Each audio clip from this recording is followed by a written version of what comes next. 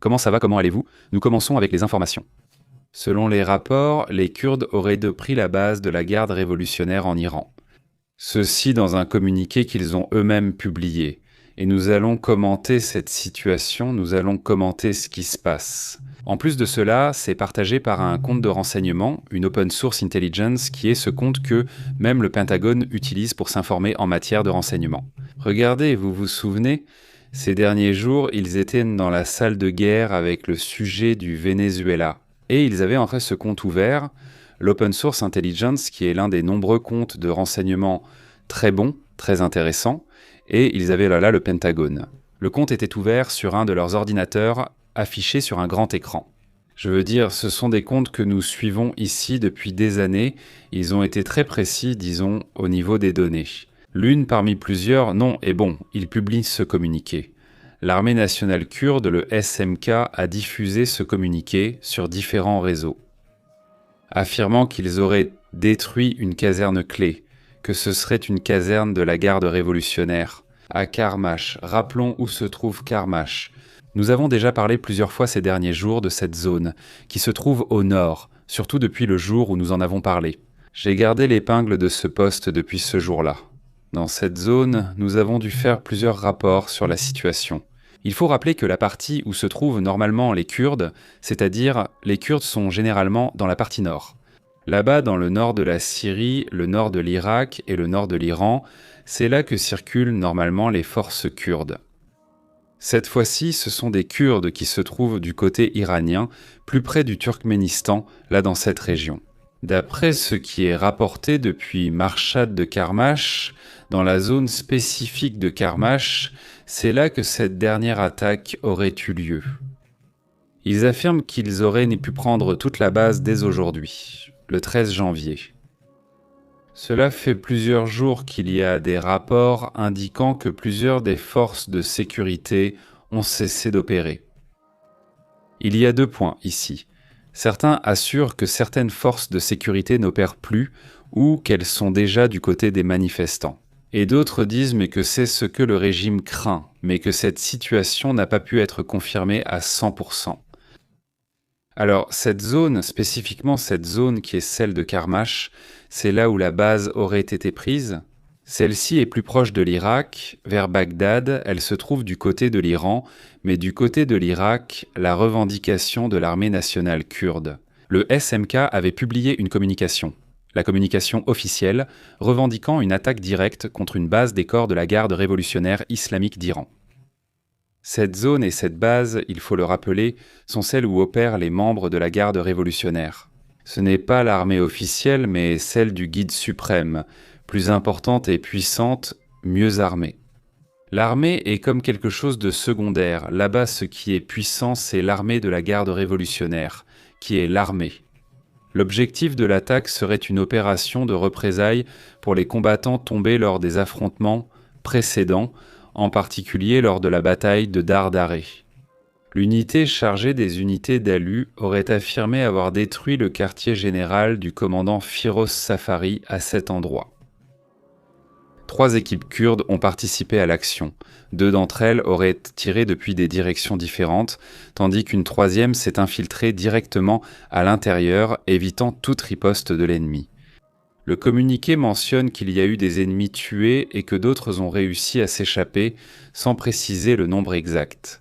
Le texte décrit le gouvernement iranien comme des forces occupantes pour eux. Les Iraniens qui sont là sont ceux qui occupent. Et ils assurent que cela a été une lutte héroïque pour le peuple kurde. Exactement, le SMK qui sont ces Kurdes. Ils dénoncent que l'Iran a déployé des dizaines de milliers de soldats et de combattants au Hash al-Shabi, qui est un groupe chiite pro-iranien. Ils étaient en Irak et ils les ont ramenés en Iran pour réprimer, pas seulement les Kurdes, mais aussi dans différents endroits. De son côté, le SMK affirme qu'ils ont pris des positions et des bases iraniennes jusqu'à ce que leur territoire soit libéré et qu'ils vont maintenir cette démarche. Vont-ils maintenir cette position? L'Iran n'a pour l'instant ni confirmé ni démenti la perte ou l'attaque de cette base, mais l'Iran n'est pas actuellement en mesure de faire ce genre de choses, oui? Il ne communique rien de tout cela. Donc supposons qu'il y ait une base, le communiqué est là, les sources de renseignements sont également là. Allons, il semble que ce soit le cas, mais comme toujours avec l'information, il faut attendre des confirmations, même si je pense que l'affaire est cela. Maintenant, ils publient des images, des photos, des vidéos de ces armes. Des armes très lourdes, car ils s'apprêteraient à tirer sur la population avec des armes puissantes de type artillerie. D'après ce qu'ils déploient, il s'agirait de mitrailleuses lourdes à utiliser lors des manifestations qui pourraient avoir lieu à certains endroits. Cette fois-ci. Ils atteignent déjà un niveau très dur et nous en avions déjà parlé ici. C'est-à-dire, c'est un régime extrêmement orthodoxe, extrêmement dur. Et s'il y a des États de 79, c'est précisément pour cette raison. Le fait est que cette situation est déjà exigeante, existentielle pour eux, soit ils finissent très mal, soit ils finissent par faire en sorte que la population soit celle qui termine très mal. La population, surtout celle qui leur est opposée. Les chiffres sont extrêmement élevés. Une réunion urgente a lieu à la Maison-Blanche, sans résultat pour l'instant. Réunion urgente réunissant deux groupes. Celui de J.D. Vance, qui ne veut pas que les États-Unis interviennent en Iran, s'oppose à la décision d'agir contre les ayatollahs. À l'inverse, Marco Rubio souhaite une intervention américaine en Iran. Apparemment, ces informations seront confirmées avec le temps. Apparemment, la possibilité d'une intervention l'emporte, c'est-à-dire que la version de Marco Rubio s'impose selon eux. Eh bien, ils penseraient effectivement qu'il faut intervenir, qu'il faut profiter de la faiblesse que le régime des ayatollahs a montrée pour agir. En même temps, il y a J.D. Vance et un autre groupe qui le suit, qui s'opposent exactement à cela. Il semble aussi qu'il y a un instant, le président de l'état-major, John Kane, qui est le regard non militaire, est également intervenu et il donnera son point de vue lors de cette réunion d'urgence qui attirait beaucoup l'attention. Si vous vous souvenez, je vous ai dit cet après-midi qu'il devait y avoir un message de Donald Trump, mais ce message n'est pas encore sorti. Eh bien, nous pensons que c'est lié à cela car c'est un sujet très important avec des mouvements internationaux, des alertes, n'est-ce pas? Oui, nous allons en parler et analyser la situation, en la combinant avec d'autres nouvelles. Plusieurs de vos commentaires nous l'ont dit, et je pense que vous avez tout à fait raison. Que lorsqu'il y a des situations, par exemple comme ce qui s'est passé au Venezuela quand c'est arrivé, qu'on n'oublie pas non plus les autres actualités. Je trouve cela très juste et nous allons l'appliquer, et nous sommes toujours attentifs à vos avis. Donc nous allons aborder la question de l'Iran et nous parlerons aussi de quelques autres actualités, d'autres situations. Voilà ces images où l'on voit qu'ils sont réunis. Il est frappant de constater qu'ils sont dans le bureau ovale, ils sont donc là. Donald Trump était déjà sorti, apparemment il allait faire la déclaration et puis, soudainement, quelque chose se passe et il revient. A-t-il reçu une information qui lui a fait changer d'avis à un moment? Donc il y a cette discussion, on ne sait pas exactement ce qu'ils vont décider aujourd'hui. Il n'a pas voulu répondre à aucune question, ou on lui a posé des questions et il n'a pas voulu répondre. Nous savons qu'il ne veut donner aucun détail. Il y a déjà des informations selon lesquelles il parle de la possibilité qu'un conflit éclate, c'est imminent. Nous voyons déjà les signes présents depuis plusieurs jours. Mais en ce moment, il y a des signes encore plus évidents. Au final, c'est un processus et il est en train de se dérouler en ce moment. Donc, voici une autre image de la Maison-Blanche. Eh bien, c'est une image un peu plus large, c'est tout, mais on peut voir, ils sont là. Eh bien, c'est ce qui se passe en ce moment. Maintenant, nous allons aborder plusieurs autres sujets de ce qui se passe. Laissez-moi juste enregistrer ici. Ouvre vite CK à Gérès, à Adriana, à Caribel et la communauté. Laissez vos commentaires, nous les lirons avec plaisir. N'oubliez pas le like. Un grand merci à cette communauté qui soutient cette chaîne et rend notre présence possible ici. Les super chats et adhésions rendent le canal durable. Alors merci de nous aider et regardez, passons à d'autres sujets importants. Evita, nous revenons à cette situation.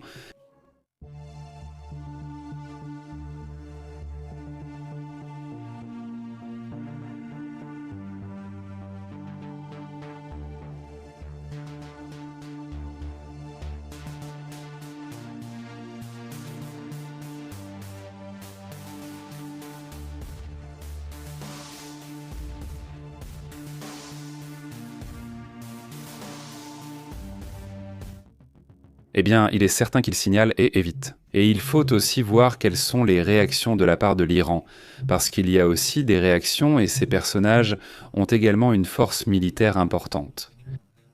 Nous allons parler de la situation en Iran et de l'activité de ces forces à l'étranger, car certains mouvements retiennent particulièrement mon attention.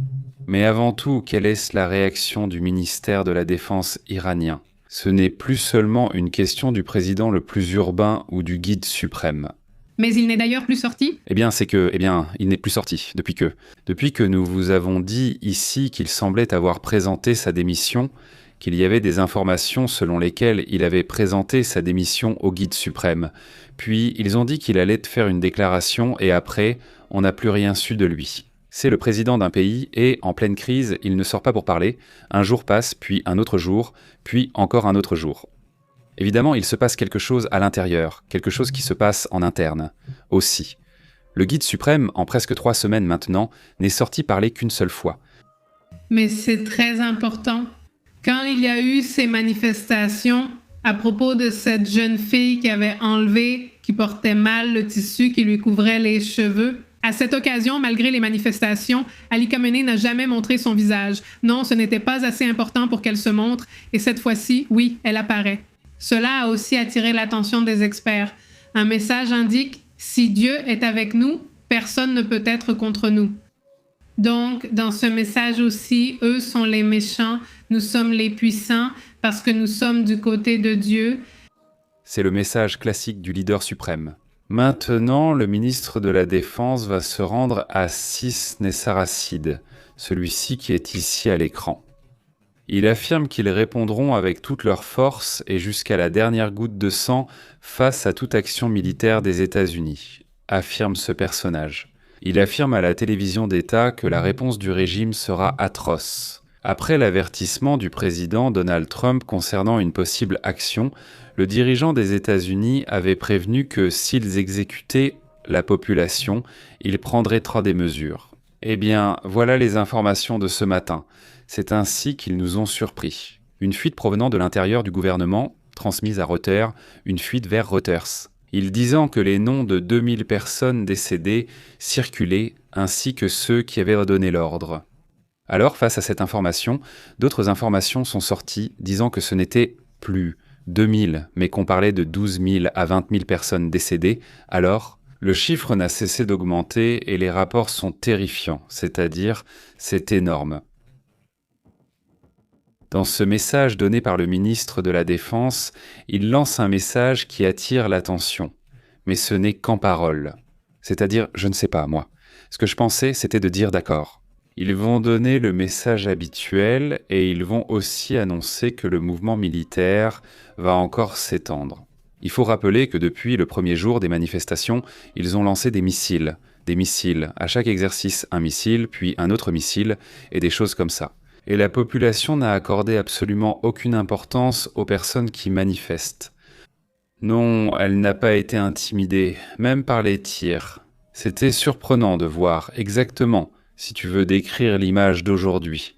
C'était donc l'endroit où les corps sont remis aux familles et littéralement à ce moment-là, beaucoup de gens vont sûrement penser qu'ils vont reculer. Non, car on leur rend leurs proches décédés. Au contraire, les gens en colère criaient qu'ils voulaient sa mort. L'Encaménéo est une situation adressée aux autorités pendant que on leur remettait les enfants que les mêmes autorités avaient éliminés et ils avaient déjà complètement perdu la peur. Donc vraiment, oui, tout mon respect pour la société qui en a vraiment assez de toute cette situation. Et tu vois, quand tu regardes les images des gens en train de protester, tu vois des images comme ça, pleines, ouvertes, que ce soit des panoramiques, des prises d'un côté à l'autre, non? Cette image est supposée dater d'aujourd'hui. Elle est arrivée à 15h, 56h du Mexique ou d'Amérique, je ne sais pas précisément où. Cela a attiré l'attention car on voit à nouveau plus d'images filtrées sur Starlink. Sur Starlink, une voix s'est exprimée pour dire qu'ils essaient de leur fournir plus d'Internet malgré les blocages imposés par le régime. C'est bien de voir les images pleines, remplies, à la prise d'un côté et de l'autre côté. C'est-à-dire, on y va et on ne voit pas les prises du régime qu'il voulait montrer, du genre « Regardez, nous non plus, ils ne sont pas là, de nombreux soutiens comme pour Maduro. Pas de prise trop serrée pour moins voir de ce côté. Et tu regardes vers le fond et tu vois qu'il y a des voitures qui arrivent derrière. En réalité, il n'y a personne derrière ni sur les côtés, on voit qu'il n'y a rien du tout. Tu te dis, bon, Beaucoup des images étaient aussi recyclées. anciennes aussi, mais bon, le fait est que, il y a une lassitude, non ? Face à cette situation, Allemagne disait aujourd'hui que la violence est la seule façon de contrôler. Ce contrôle est terminé, tu n'as plus la main sur la population. C'est déjà le cas du guide suprême. À ce stade, il semble que la situation n'a pas encore été comprise. C'est-à-dire que beaucoup de gens, non. Ce sujet n'est pas très clair pour eux. Parce que, il y a aussi beaucoup de nouvelles personnes qui arrivent ici sur la chaîne et qui disent « non, il ne se passe rien, tout est calme ». Voilà. Beaucoup de gens ont manqué cette situation et c'est comme s'ils arrivaient ici pour la première fois et qu'ils viennent juste de l'apprendre et ils ne sont pas au courant. Ils ignorent tout ce qui s'est passé ces derniers jours, ce qui est surprenant vu la situation. Un contact diplomatique secret existerait déjà, où Aragashi discuterait avec Donald Trump malgré la rupture. Avec ce Wittkopf, il y a un communiqué, un téléphone, sur lequel le ministre iranien des Affaires étrangères a eu ce dernier échange avec les États-Unis. À travers Wittkopf, qui est cet envoyé spécial qu'ils ont envoyé en Ukraine, qui est un. C'est un homme d'affaires immobilier qui a été beaucoup critiqué, que Trump ait nommé. Et lui, c'est le dernier contact, disons, diplomatique. Mais en gros, toutes les questions que les journalistes posaient hier et aujourd'hui à Donald Trump, on a déjà montré le nombre de morts. Est-ce que ce sera important ou non ? Et aujourd'hui, les États-Unis, donc Donald Trump. Sur son compte Truth Social, il a publié. Il a envoyé un message incendiaire, appelant la population à s'approprier leurs institutions. Et nous n'allons pas le laisser seul. C'est-à-dire, nous n'allons pas le laisser seul. Nous allons aller les aider. C'est-à-dire, l'aide est déjà en route. Il lui dit, parce que c'est le mot qu'il utilise, l'aide est déjà en route. Très souvent, ces dialogues, ces conversations, et que si oui, que si non, c'est du spectacle. C'est-à-dire, très souvent déjà. La décision est prise, tout se déroule déjà. Le reste n'est qu'une façade, comme s'il faisait un semblant d'y penser. Oui, parce que c'est déjà arrivé. Donc, on ne sait pas exactement. Nous l'ignorons, en fait, ce week-end. Un sujet qui ressort aujourd'hui, c'est que Steve Whitcomb, ce même personnage de la Maison-Blanche, a également rencontré en secret Reza Pahlavi, le prince ou l'ex-héritier. Il est intéressant de noter qu'il y ait également eu cette rencontre, qu'elle ait été gardée secrète, car cela a fuité aujourd'hui. Exactement. Et regardez, passons à un autre point de ce sujet, puis à d'autres informations, et ensuite nous allons les combiner.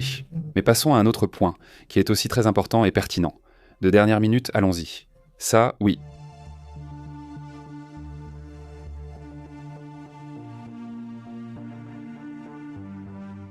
Actuellement, plusieurs pays déclarent que toutes les lignes ont été franchies. Lorsque les chiffres sont sortis, lorsque les images des personnes décédées et toute cette situation ont été rendues publiques. Les pays étaient en subtil, du style « je te regarderai de travers la prochaine fois ». En fait, l'Europe a toujours agi ainsi. Elle est très tiède. Comme très tiède, exactement. Donc, cette fois-ci, ils se sont manifestés, non ? Les plus importants, les États-Unis, la France, l'Allemagne, l'Australie, le Canada et beaucoup d'autres pays. En s'adressant à leur population, chacun à ses propres citoyens, pas aux Canadiens, mais bien aux Canadiens, en leur disant « si tu es en Iran, tu dois partir immédiatement ». De nombreux pays, surtout les grandes puissances, ont aujourd'hui une population vivant en Iran. Parce qu'ils ont de la famille, parce qu'ils ont des liens, peu importe la raison, mais ils vivent là-bas pour le travail ou autre chose, on leur dit de partir. Ou parce que, je ne sais pas, ils se sont mariés là-bas ou autre chose. Mais le point, c'est que aux citoyens qui sont de ce côté-là, on leur dit de partir. C'est-à-dire cette situation aussi attire l'attention, il y a une situation terrible, et dans tout cela, il y a deux choses qui attirent mon attention. C'est ça, car c'est déjà un signe qu'il se passe quelque chose. Un autre signe très clair, c'est. Donc il y avait des exercices militaires de la Chine, de la Russie, de l'Iran et de l'Afrique du Sud. Si je ne me trompe pas, je crois que les 4 pays, enfin, ils étaient comptés en 4. Plusieurs pays formaient un bloc différent du bloc russe, classique, Russie, Chine, Iran, etc. Ils allaient faire des exercices militaires, ils étaient en cours, ces exercices militaires étaient déjà en train de se dérouler. Qu'est-ce que vous pensez qu'il s'est passé, enfin, qu'est-ce que vous croyez qu'il s'est passé ? Eh bien, l'Iran dit soudainement Vous savez quoi, je dois partir, et les militaires. C'est-à-dire, pendant cet exercice militaire qui était en cours, les Iraniens se sont retirés de l'exercice. Allons à ce détail, car pour moi c'est clair. Ils ne peuvent plus continuer les exercices et doivent rentrer. Quelque chose d'imminent va arriver. L'Iran a participé à un exercice naval, l'Iran n'a pas été retiré. Aujourd'hui, il est rapporté que ces nations des Brésil, Russie, Inde, Chine, Afrique du Sud, à l'exception de l'Afrique du Sud, étaient en présente. Il y avait la Russie. Il y avait la Chine en Afrique du Sud. En Afrique du Sud, on leur a donc demandé de rentrer chez eux. Dans cet exercice nommé ironiquement Volonté de paix 2026, c'est l'armée qui le gère. Cet exercice devait se dérouler du 9 au 16 janvier, enfin, il va se dérouler, car il est censé garantir la sécurité maritime. Et l'idée était, la Chine le dirige avec l'Afrique du Sud, la Russie, les Émirats arabes unis et d'autres pays. La pression que l'on observe en ce moment est due à l'annonce faite par Donald Trump concernant les droits de douane de 25%. En plus de ces menaces constantes que nous avons entendues, cela a provoqué de la nervosité en Iran et le pays a décidé de rester en alerte face à une éventuelle attaque. Ils se retirent simplement de l'exercice, car ils devront revenir. Ils étaient déjà tous engagés dans ce mouvement. Cela montrerait, ou du moins ajouterait quelque chose, non ? Ou un autre signe de plus que cela, ainsi que le retrait des pays de cet endroit, eh bien, que quelque chose est en train de se passer, n'est-ce pas ? C'est-à-dire, voilà le problème. Maintenant, nous allons entrer dans plus de détails sur cette situation, c'est tout. Je ne sais pas si tu as la liste des pays qui pourront, car ils ont réagi et commenté, ce qui me semble aussi très important. Mais les États-Unis, le Canada, l'Allemagne et d'autres, comme l'Australie, le Japon, Taïwan, la Nouvelle-Zélande et Singapour. Ce sont les pays qui en ce moment ont demandé à leurs citoyens de quitter le pays, c'est-à-dire l'Iran, dès que possible.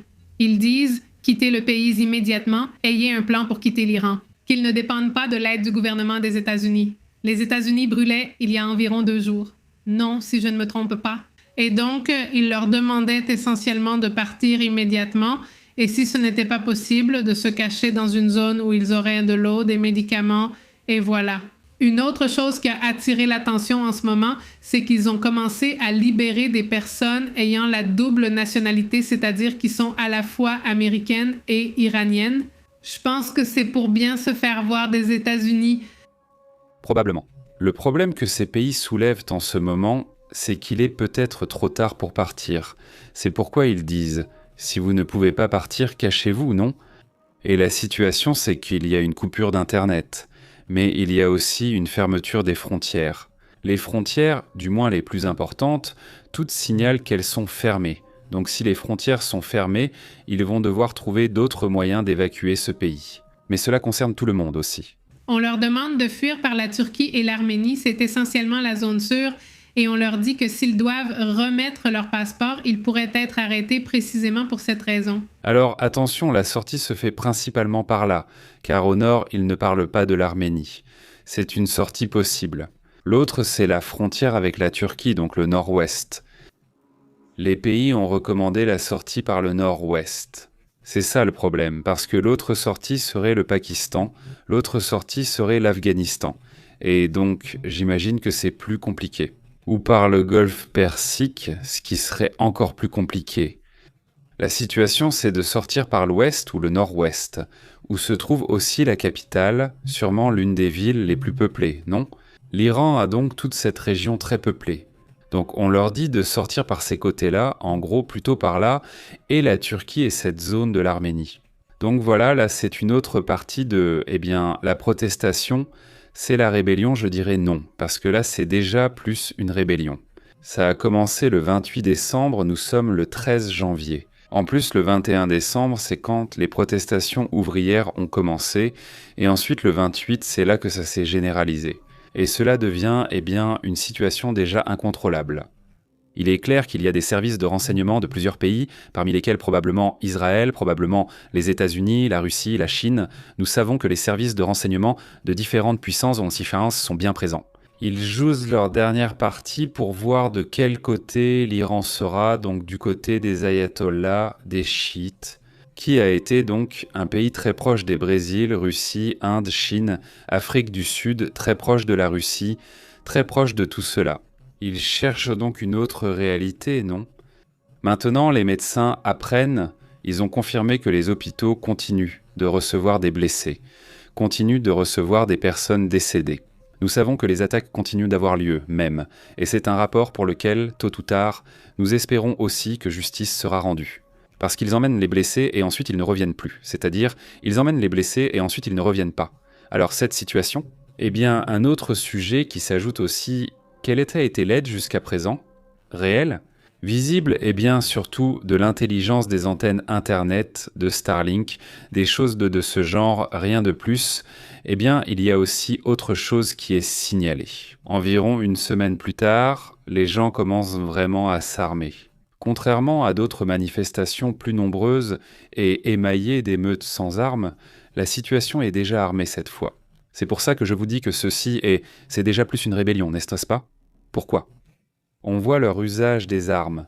Donc, à un moment, ils ont sûrement choisi de devenir un mouvement armé, non ? C'est déjà une situation de guerre civile, de rébellion ou de révolution, selon comment vous l'appelez. Mais passons à d'autres sujets, maintenant oui, à d'autres thèmes, et à ce propos, nous reviendrons sur ce qui se passe dans ce domaine.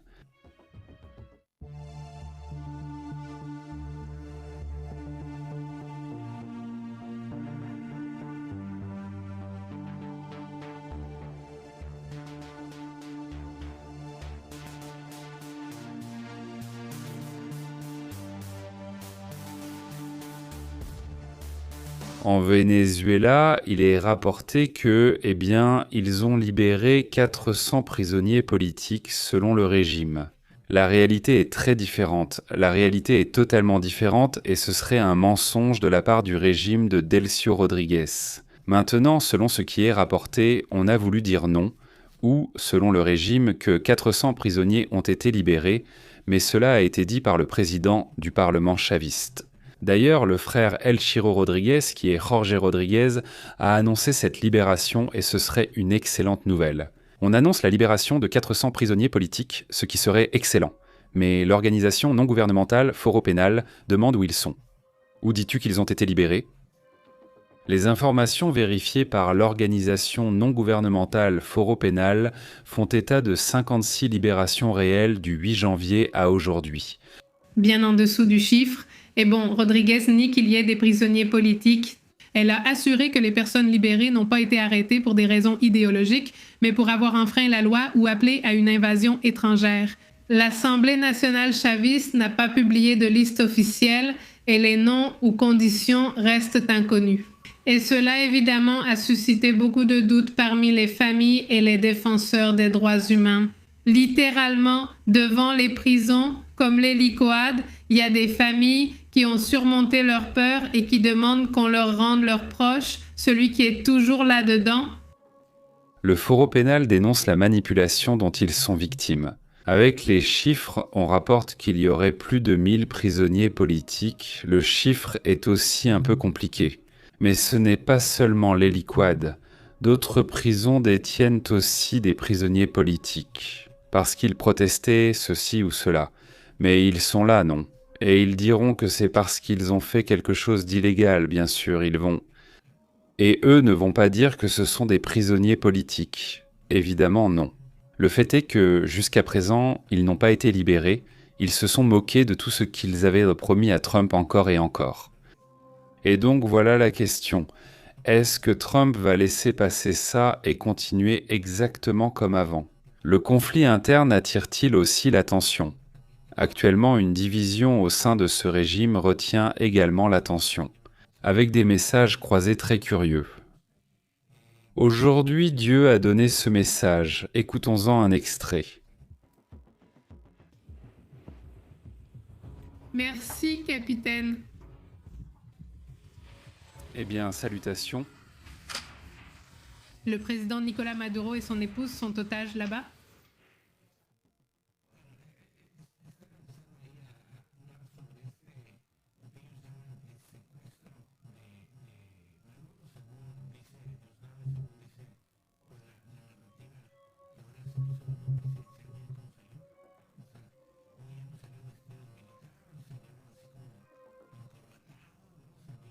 Merci. Et le président Nicolas et son épouse sont retenus en otage. Merci.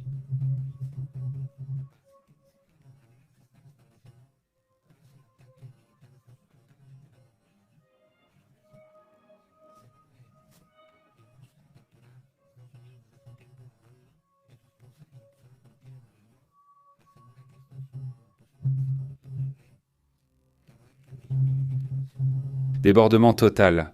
Il a dit que plus de 100 personnes sont mortes. La narration de Cabello a toujours été une narration dans laquelle il ne veut clairement pas négocier avec les États-Unis, alors que de son côté, il semble maintenant vouloir négocier. Donc il y a clairement une division. Exactement. Selon le gouvernement, les cours et les activités quotidiennes reprennent déjà progressivement.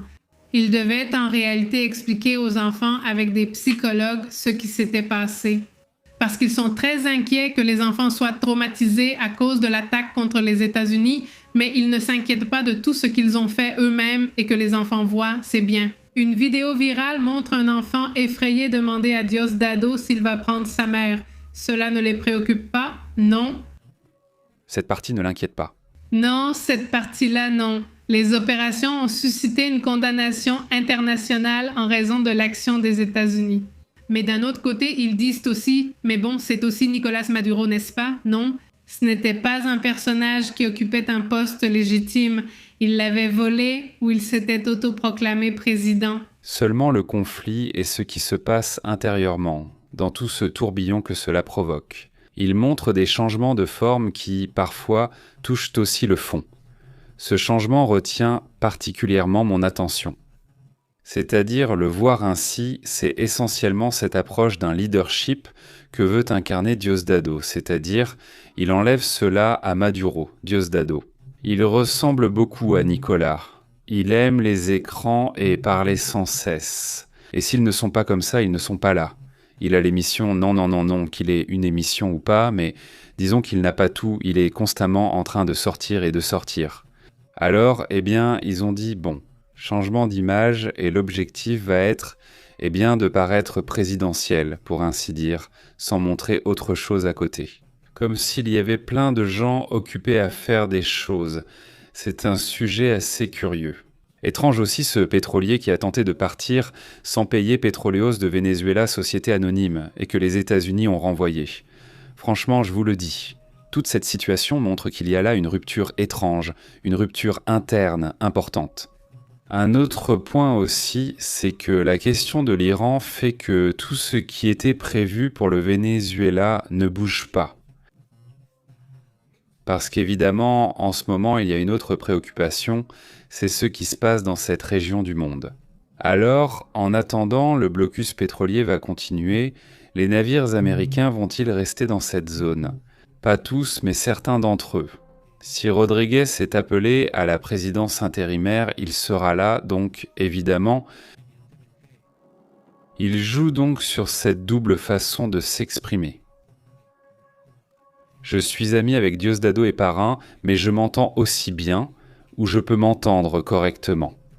Avec Donald Trump, non, c'est ce double jeu qu'il mène en ce moment, dont, eh bien, ce n'est pas très clair non plus, eh bien, quelle est-elle et l'intention, n'est-ce pas ?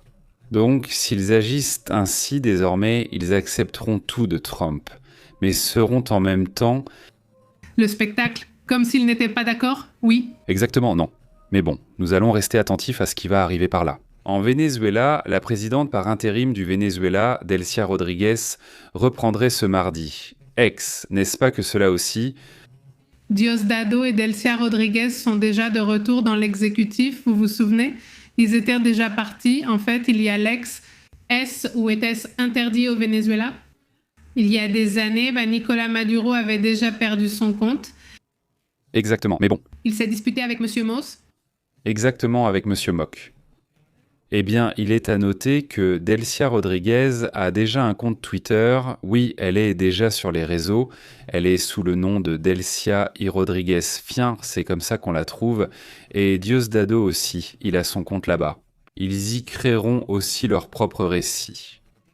Abordons d'autres sujets importants.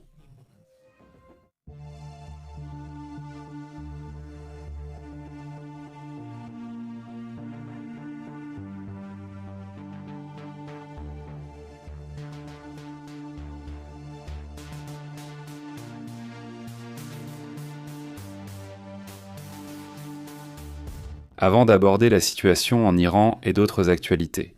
Cet éléphant que vous voyez ici est un éléphant qui a ôté la vie à 20 personnes. Rien que du 1er janvier à aujourd'hui, le 13 janvier, cet éléphant a ôté la vie à 20 personnes. Évidemment, il y a parfois ces éléphants qui, soit à cause de mauvais traitements, soit parce que leur territoire est envahi, ou simplement parce que c'est un éléphant très dominant. Peu importe la raison. Mais le point, c'est que cette fois-ci, il signale que ces 2 dernières semaines, c'est-à-dire depuis le début de 2026, depuis que l'année a commencé. On dirait que le but de cet éléphant, c'était de se dire « je vais écraser autant d'humains que possible ». Et donc, il a semé la panique dans les zones rurales, d'après ce qui est rapporté. Cet éléphant, d'ailleurs, dans une zone rurale de l'Inde, a provoqué cette situation. Exactement cet éléphant, car la plupart des attaques ont eu lieu pendant la nuit, touchant des personnes. Ce sont des gens dont le travail est de surveiller le riz dans les greniers, ou qui dormaient dans leurs habitations, qui sont des maisons très simples, en terre battue, et surtout, par exemple, dans le cas du village de Babadia, un couple et leurs 2 enfants sont morts lors de cette attaque, la plus brutale jamais enregistrée dans la région. Les voisins organisent des rondes nocturnes, allument des feux et font du bruit avec des tambours pour effrayer l'animal, mais sans résultat jusqu'à présent. Cet éléphant est un jeune éléphant très agile et il se déplace en cercle sur plus de 100 km entre les forêts et les villages. Pourquoi sa capture a-t-elle été difficile ? Il y a plusieurs images de l'éléphant, celle-ci en est probablement une, mais ils n'en sont pas sûrs car l'éléphant a été très furtif. Donc il y a des rapports de différentes images et ils ont vraiment cherché à savoir quel est cet éléphant.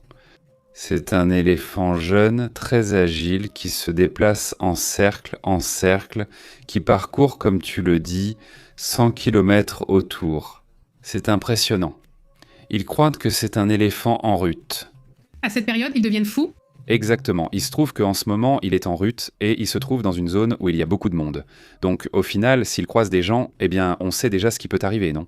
C'est-à-dire, à cette période, les niveaux de testostérone de ces jeunes éléphants sont extrêmement élevés et ils deviennent très intenses. Disons-le comme ça. Pour l'instant, malgré les traces suivies, tout cela est dû aux pluies et à la situation particulière de l'Inde. Ils affirment qu'il a été impossible de suivre les traces de l'éléphant. En 18 ans, plus de 1270 décès dus aux éléphants ont été recensés. Chaque fois qu'ils sont là, les gens s'installent toujours plus près des zones des éléphants.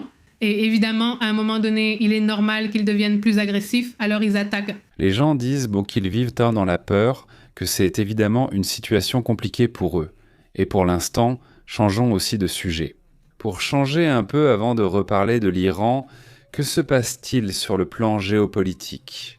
Eh bien, il y a un sujet qui attire notre attention aujourd'hui, c'est un mouvement qui se passe en Floride. Ou d'autres, n'est-ce pas ? Ou d'autres ? Où vont-ils mettre une taxe sur le péché ? Non, imagine-toi. C'est-à-dire, si tu es un pêcheur, attention, tu vas devoir payer des impôts. Tu ne devrais pas, il va y penser ici. Le fait est que, comment détecter que tu es un pêcheur ou une pêcheresse ? C'est très facile grâce au contenu numérique. Cette fois-ci, si tu visites OnlyFans, il est très probable que pour les chrétiens, du moins, c'est ce que dit la loi. Tu pêches, non ? Et face à cela, ce qu'ils appellent la génération numérique. Un candidat républicain a proposé une taxe sur le péché de 50% pour les créateurs sur OnlyFans, ce qui attire aussi l'attention. Exactement. James Fishback est entrepreneur, investisseur et souhaite devenir gouverneur républicain de Floride. Et il a proposé ce nouvel impôt appelé Sin Tax, c'est-à-dire taxe sur le péché, où il y aurait une taxe de 50% sur les revenus générés par les créateurs de OnlyFans, mais seulement dans l'État. Il a récemment été interviewé sur une chaîne chrétienne conservatrice et a déclaré « Si tu es créateur de OnlyFans en Floride, prépare-toi à donner la moitié de tes revenus à l'État. C'est presque une taxe sur le péché, non? On se croirait en 1900. » La question est maintenant de savoir si cela concernera aussi les gens.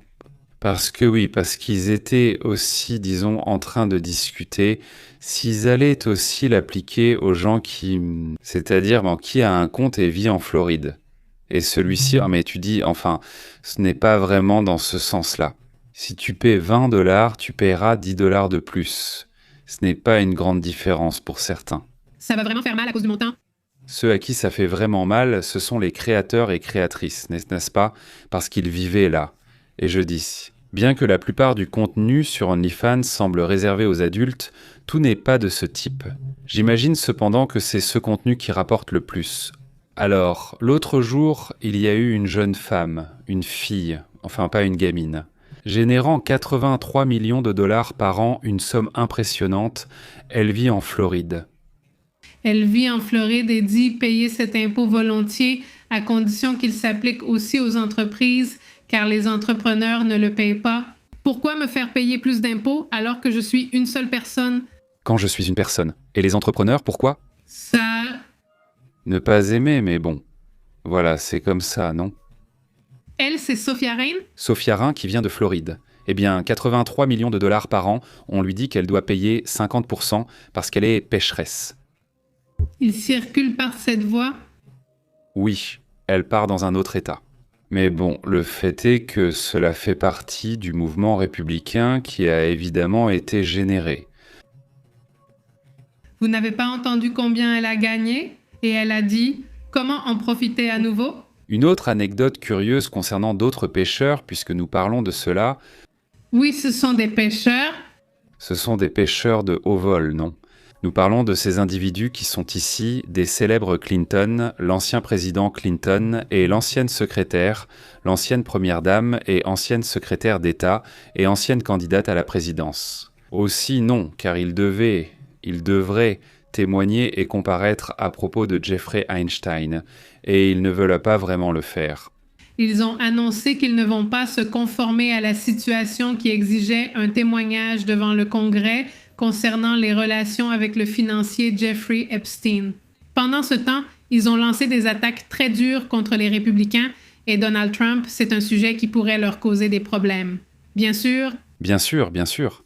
C'est-à-dire que s'ils ne comparaissent pas, cela peut arriver, cela peut créer un outrage et, évidemment, les mettre dans de sérieux problèmes juridiques. Autant l'épouse Clinton, Hillary, que Bill Clinton lui-même.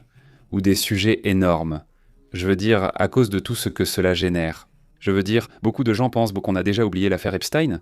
Non, non, les gens n'oublient pas l'affaire Epstein. Ni les politiciens, républicains ou démocrates qui enquêtent, ni la pauvreté et la population. Regardez, aujourd'hui c'est arrivé, enfin, je ne sais pas si c'était aujourd'hui ou si c'était le jour d'aujourd'hui. En fait, la Maison-Blanche a réagi à cela. D'accord, cela a été diffusé sur divers réseaux montrant Donald Trump. Je ne sais pas si vous l'avez vu, quelqu'un lui crie dessus de loin à l'intérieur d'une usine Ford. Donald Trump visitait-il une usine Ford? Et il crie à une personne, il l'appelle défenseur de pédophiles. Il lui dit ça, et donc, pendant qu'il était là, il lui crie cela. Et regardez la réaction, il lui dit « bah fuck you ». Il lui dit « fuck you », enfin, il lui balance plus son insulte, et ensuite il s'en va par là. Regardez bien. Il lui fait un doigt d'honneur, en plus. Le chef des riches, voilà, regardez, voilà, il lui fait ce doigt d'honneur, il lui dit Donald Trump, en plus de lui faire un doigt d'honneur, il lui dit, eh bien, va te faire voir, disons, non, enfin, ça c'est en espagnol, mais bon, ce que je veux dire, c'est que ça va continuer, n'est-ce pas? Pourquoi? Parce que les données censées être publiques ne le sont pas, et finalement c'est bien. Il crée des conflits pour détourner l'attention du vrai sujet. Et bien sûr, les gens vont continuer à lui rappeler.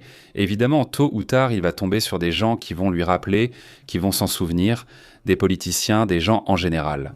Au final, c'est une situation dans laquelle aussi bien les républicains que les démocrates sont complètement impliqués. Et donc, on continue d'attendre que toutes les informations soient révélées. Mais déjà, avec ce qui est sorti, avec les appels, avec les données, c'est déjà pas mal d'informations. Oui, c'est beaucoup. Par exemple, beaucoup de politiciens qui peut-être ne connaissaient pas Epstein, mais leurs sponsors, puisque tous sont des sponsors, eh bien peut-être que oui. Donc beaucoup sont impliqués indirectement. Impliqués, bien sûr, bien sûr. Bon, passons à autre chose. Commençons à parler de ce qui se passe là-bas à...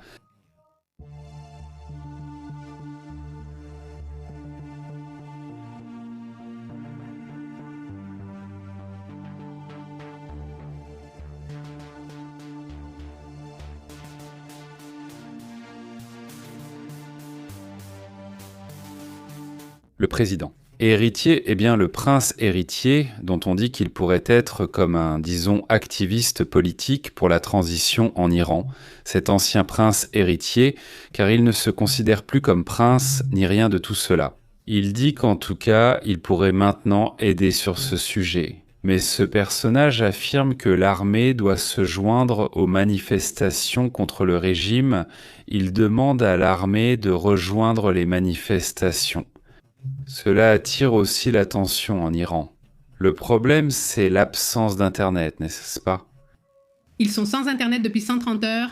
130 heures sans Internet. Et pendant ce temps, le message que lance Reza Pahlavi, c'est qu'il exhorte l'armée. Il demande à l'armée d'aller se mettre du côté du peuple, n'est-ce pas? Pas du côté du guide suprême, non. Il lance un appel direct à l'armée iranienne pour qu'elle rejoigne dès maintenant les manifestations civiles massives contre le régime islamique. Il s'adresse directement à l'armée iranienne pour qu'elle, à partir de maintenant, proteste contre le régime islamique. Exactement. Le tweet de Donald Trump ce jour-là et le message de Pahlavi affirment « Vous êtes l'armée nationale d'Iran, pas de la République islamique ». Il leur a demandé de protéger leurs compatriotes face à la répression. La Fédération internationale des droits de l'homme a exigé des sanctions urgentes contre l'Iran. Pendant ce temps, des organisations comme l'Organisation mondiale de la santé et Human Rights Activists rapportent au moins 1850 personnes décédées et plus de 16 700 détenus, dont 9 mineurs. D'ailleurs, dans les prochaines 24 heures, je pense qu'à partir de demain, ils vont commencer à pendre des personnes. Donald Trump a évoqué ce sujet, affirmant qu'il agirait si cela se produisait. On ignore s'il passera à l'action, mais ces cas ont suscité l'attention. Ils ont déjà annoncé que cela aura lieu dans un stade, ce qui est inhabituel pour des pendaisons. Le sujet semble particulièrement grave et difficile. Maintenant donc, dans cette dernière tentative, ultime tentative finale de diplomatie. Steve Witkoff a rencontré Pahlavi pour analyser la situation et envisager des plans de transition politique par régime. À ce stade, Witkoff ne parle plus directement autant avec l'Iran, même s'il est également connu qu'il y a une communication entre Israël et Pahlavi. Non, ce n'est pas lui, allons. Ce n'est pas l'idéal à tout point de vue pour Israël, mais Israël préfère avoir Pahlavi plutôt que d'avoir le guide suprême.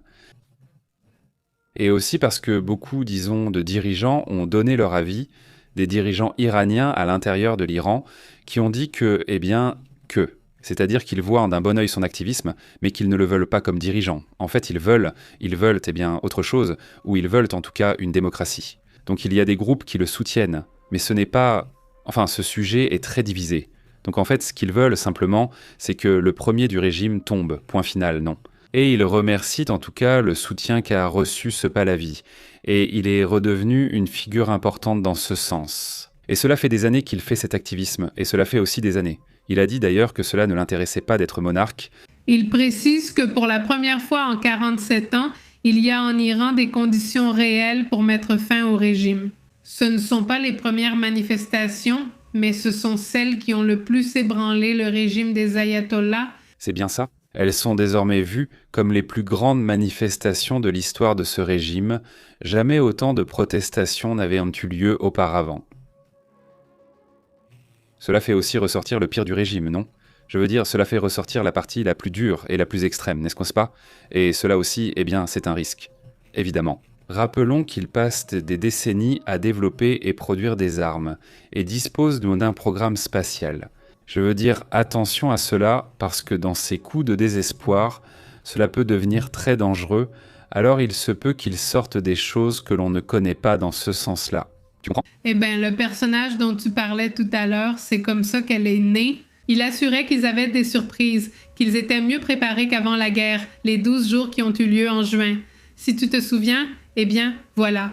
Nassari disait qu'ils étaient mieux préparés et réservaient des surprises. De quelles surprises s'agissait-il? Difficile à dire, mais je peux ajouter... Exactement, donc je dis non. Si le régime est très affaibli, oui, c'est très probable. Voyons la fin de la diatolla, il peut aussi y avoir des surprises.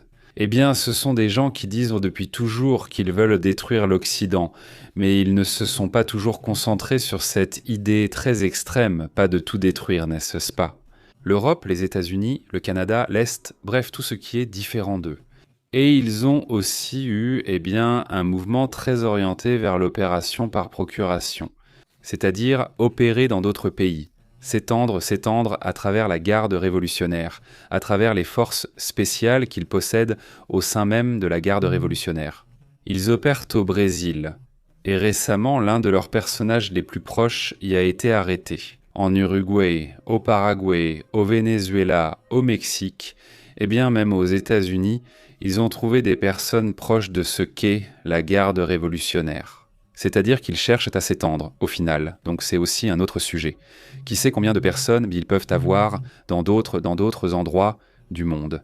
Oui. Exactement. Et à l'instant, ils viennent de partager. En Iran, ils ont envoyé une lettre à l'Organisation des Nations Unies, Antonio Guterres, ou la mission de l'Iran auprès de l'Organisation des Nations Unies.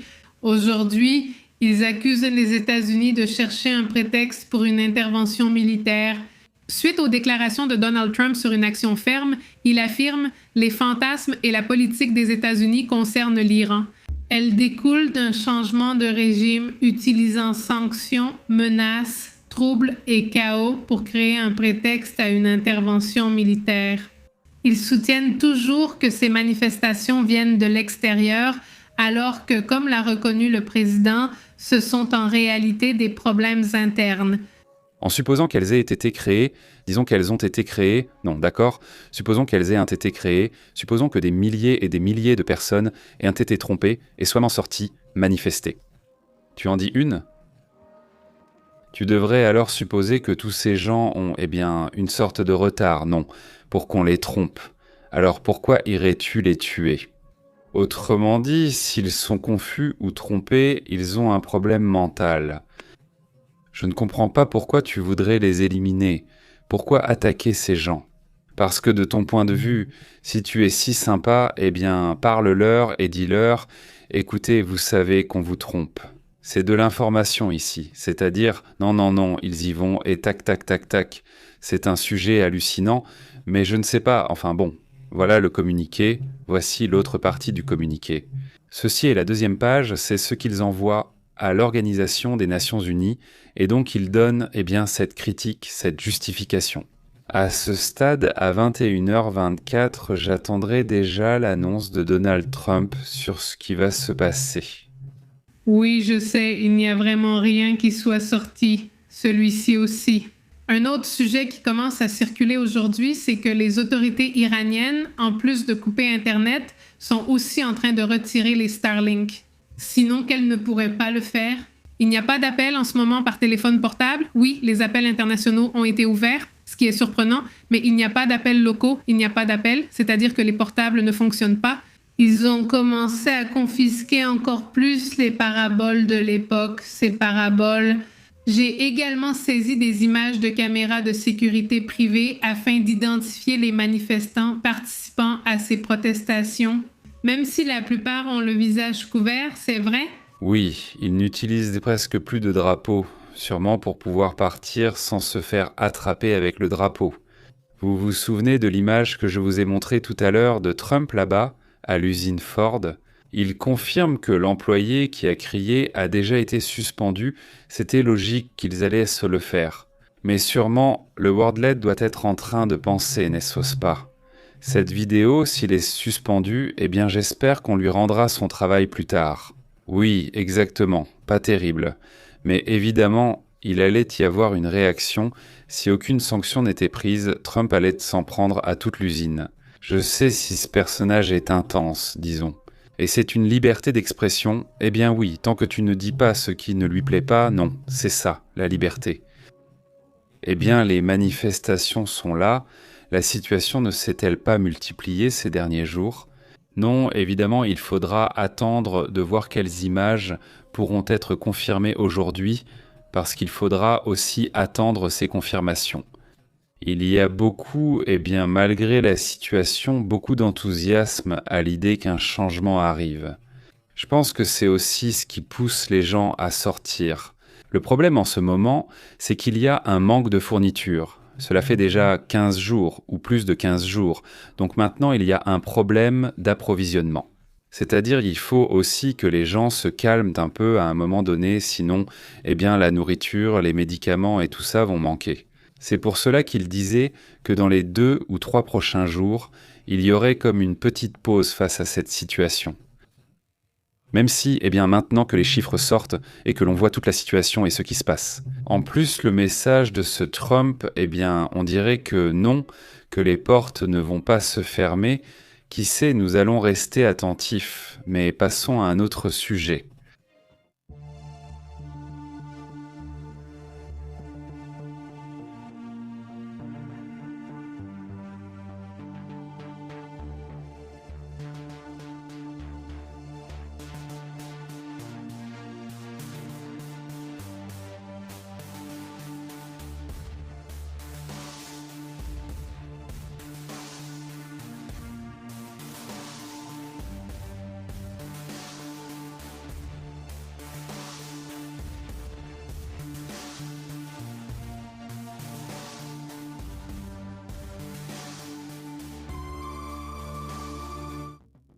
D'après ce qui est rapporté, l'Ukraine aurait repris. Regardez Kupiansk, vous souvenez-vous de cette ville pour laquelle Russie et Ukraine se sont embattus? À l'heure actuelle, de dernière minute, il est rapporté que la ville clé de Kharkiv, cette ville de Kupiansk, revient aux mains des Ukrainiens, jusqu'à l'offensive qui coupait des routes d'approvisionnement vitales et qui renforce. Évidemment, cela remonte le moral des Ukrainiens en ce moment de voir une ville stratégique comme celle-ci, car il est évident qu'elle était importante. Là-bas, ils ont mené pendant des mois des combats très intenses, urbains, surtout contre les forces russes qui étaient retranchées là-bas. Le drapeau ukrainien flotte à nouveau sur le bâtiment de l'administration locale. C'est quelque chose de symbolique, aussi militaire, un symbole militaire pour le pays, ce qui est déjà bien. Cette guerre a-t-elle duré plus longtemps que l'invasion des nazis en Russie? Impressionnant et bien. L'avancée ukrainienne coupe aussi une importante voie d'approvisionnement. Qu'est-ce que Pépé vous disait? Puisque ce point est utilisé pour approvisionner les troupes dans la région orientale, cela affaiblit ainsi la capacité logistique et offensive de la Russie. C'est une ville qui est là, près de l'Arc. Ici, il y a Belgorod, ici, il y a Koursk.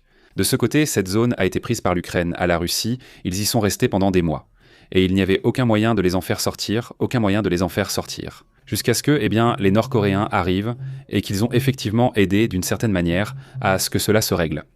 Cette zone de Skopje est tout près de la frontière avec la Russie. Nous parlons d'une zone qui se trouve à environ 30 à 35 km en ligne droite, bien sûr, de la frontière avec la Russie. Cette zone qu'ils auraient récupérée est importante, comme vous pouvez le voir, car plusieurs routes y convergent, n'est-ce pas, qui vont vers Kharkov, qui vont vers... Ici se trouve Kharkov de ce côté, n'est-ce pas? Donc évidemment, c'était essentiel de la prendre parce que Kharkov est une ville très retranchée. Mais parfois, ils perdaient un peu certaines de ces petites localités autour, n'est-ce pas? Et c'est ça, bon. Aujourd'hui, on a évoqué un sujet qui, avec tout ce qui se passe en ce moment, passe presque inaperçu, n'est-ce pas?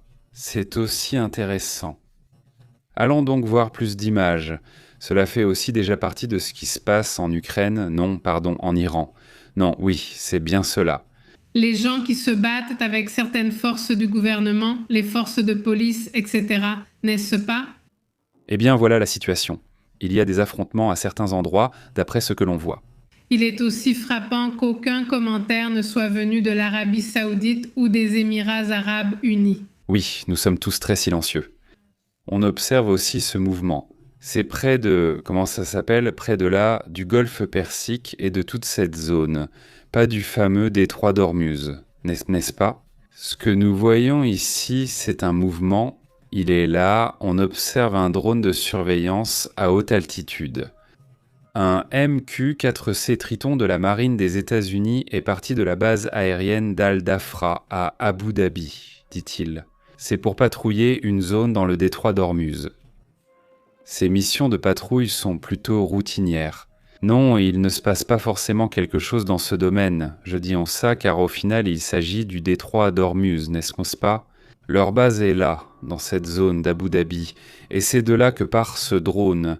Il fait des allers-retours, il fait des allers-retours. J'imagine que les pays comme les Émirats arabes unis, l'Arabie saoudite, préfèrent cela. Ils ne sont pas très proches de l'Iran, ils ne sont pas très proches de l'Iran, et ils préfèrent donc, eh bien non. Ne pas commenter, ne pas trop parler du sujet non plus. Eh bien, c'est comme ça que ça se passe, n'est-ce pas? C'est le sujet, mais bon, passons à d'autres sujets importants.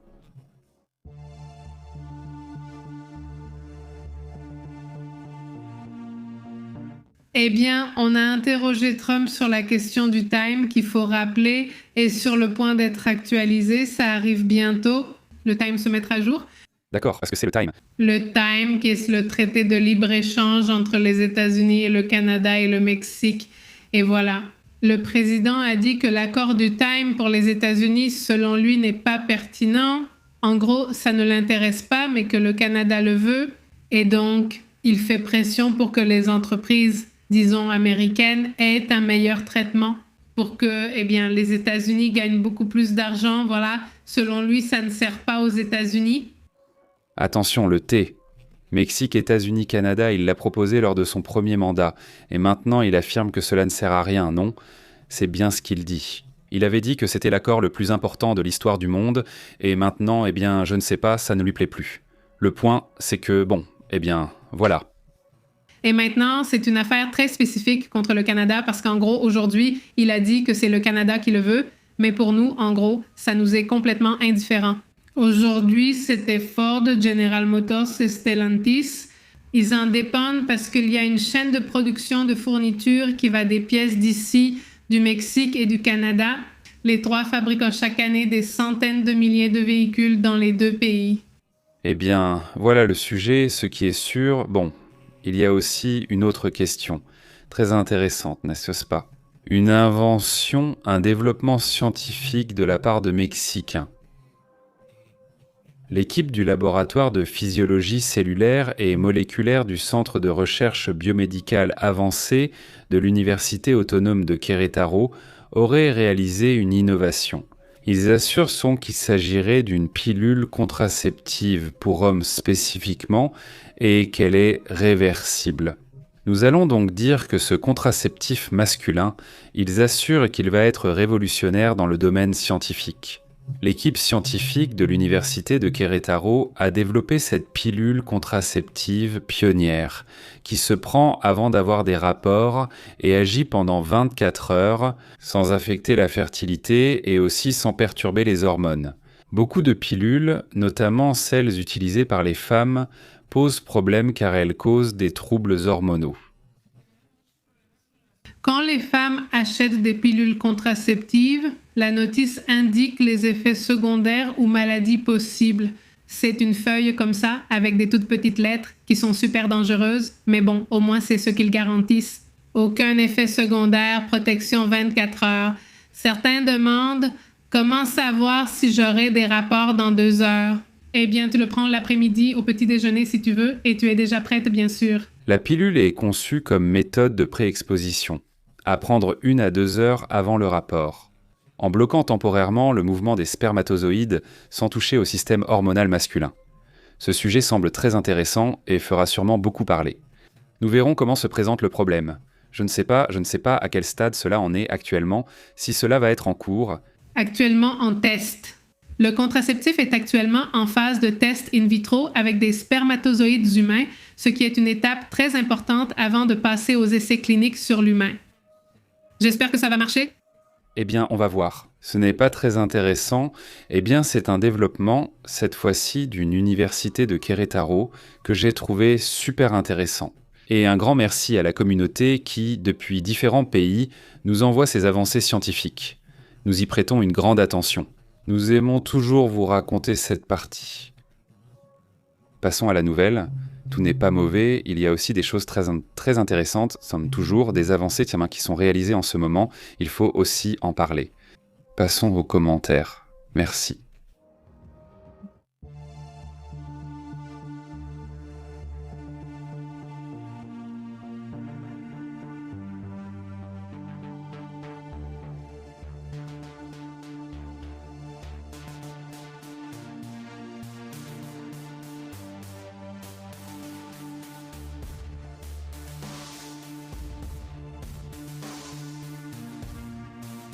Comment allez-vous?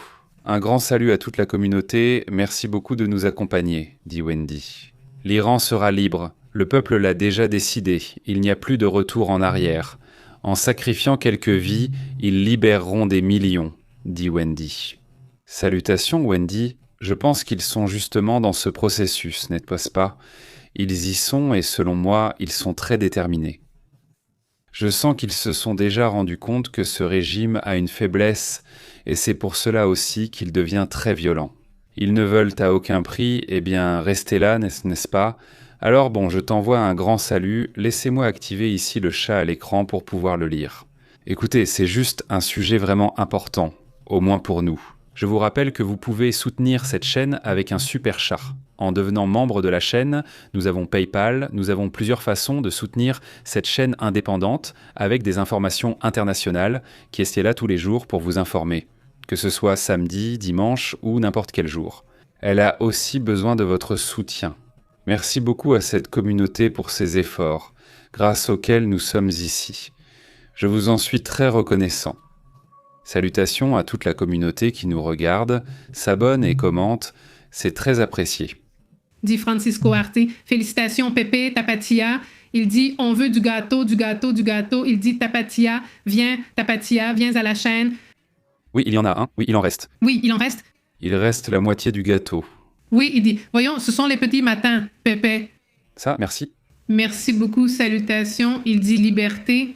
C'est mercredi et ça va durer toute la journée. Salutations libres. Salutations libres, comment vas-tu? Salutations, Francisco Arce. Comment ça s'est passé pour vous?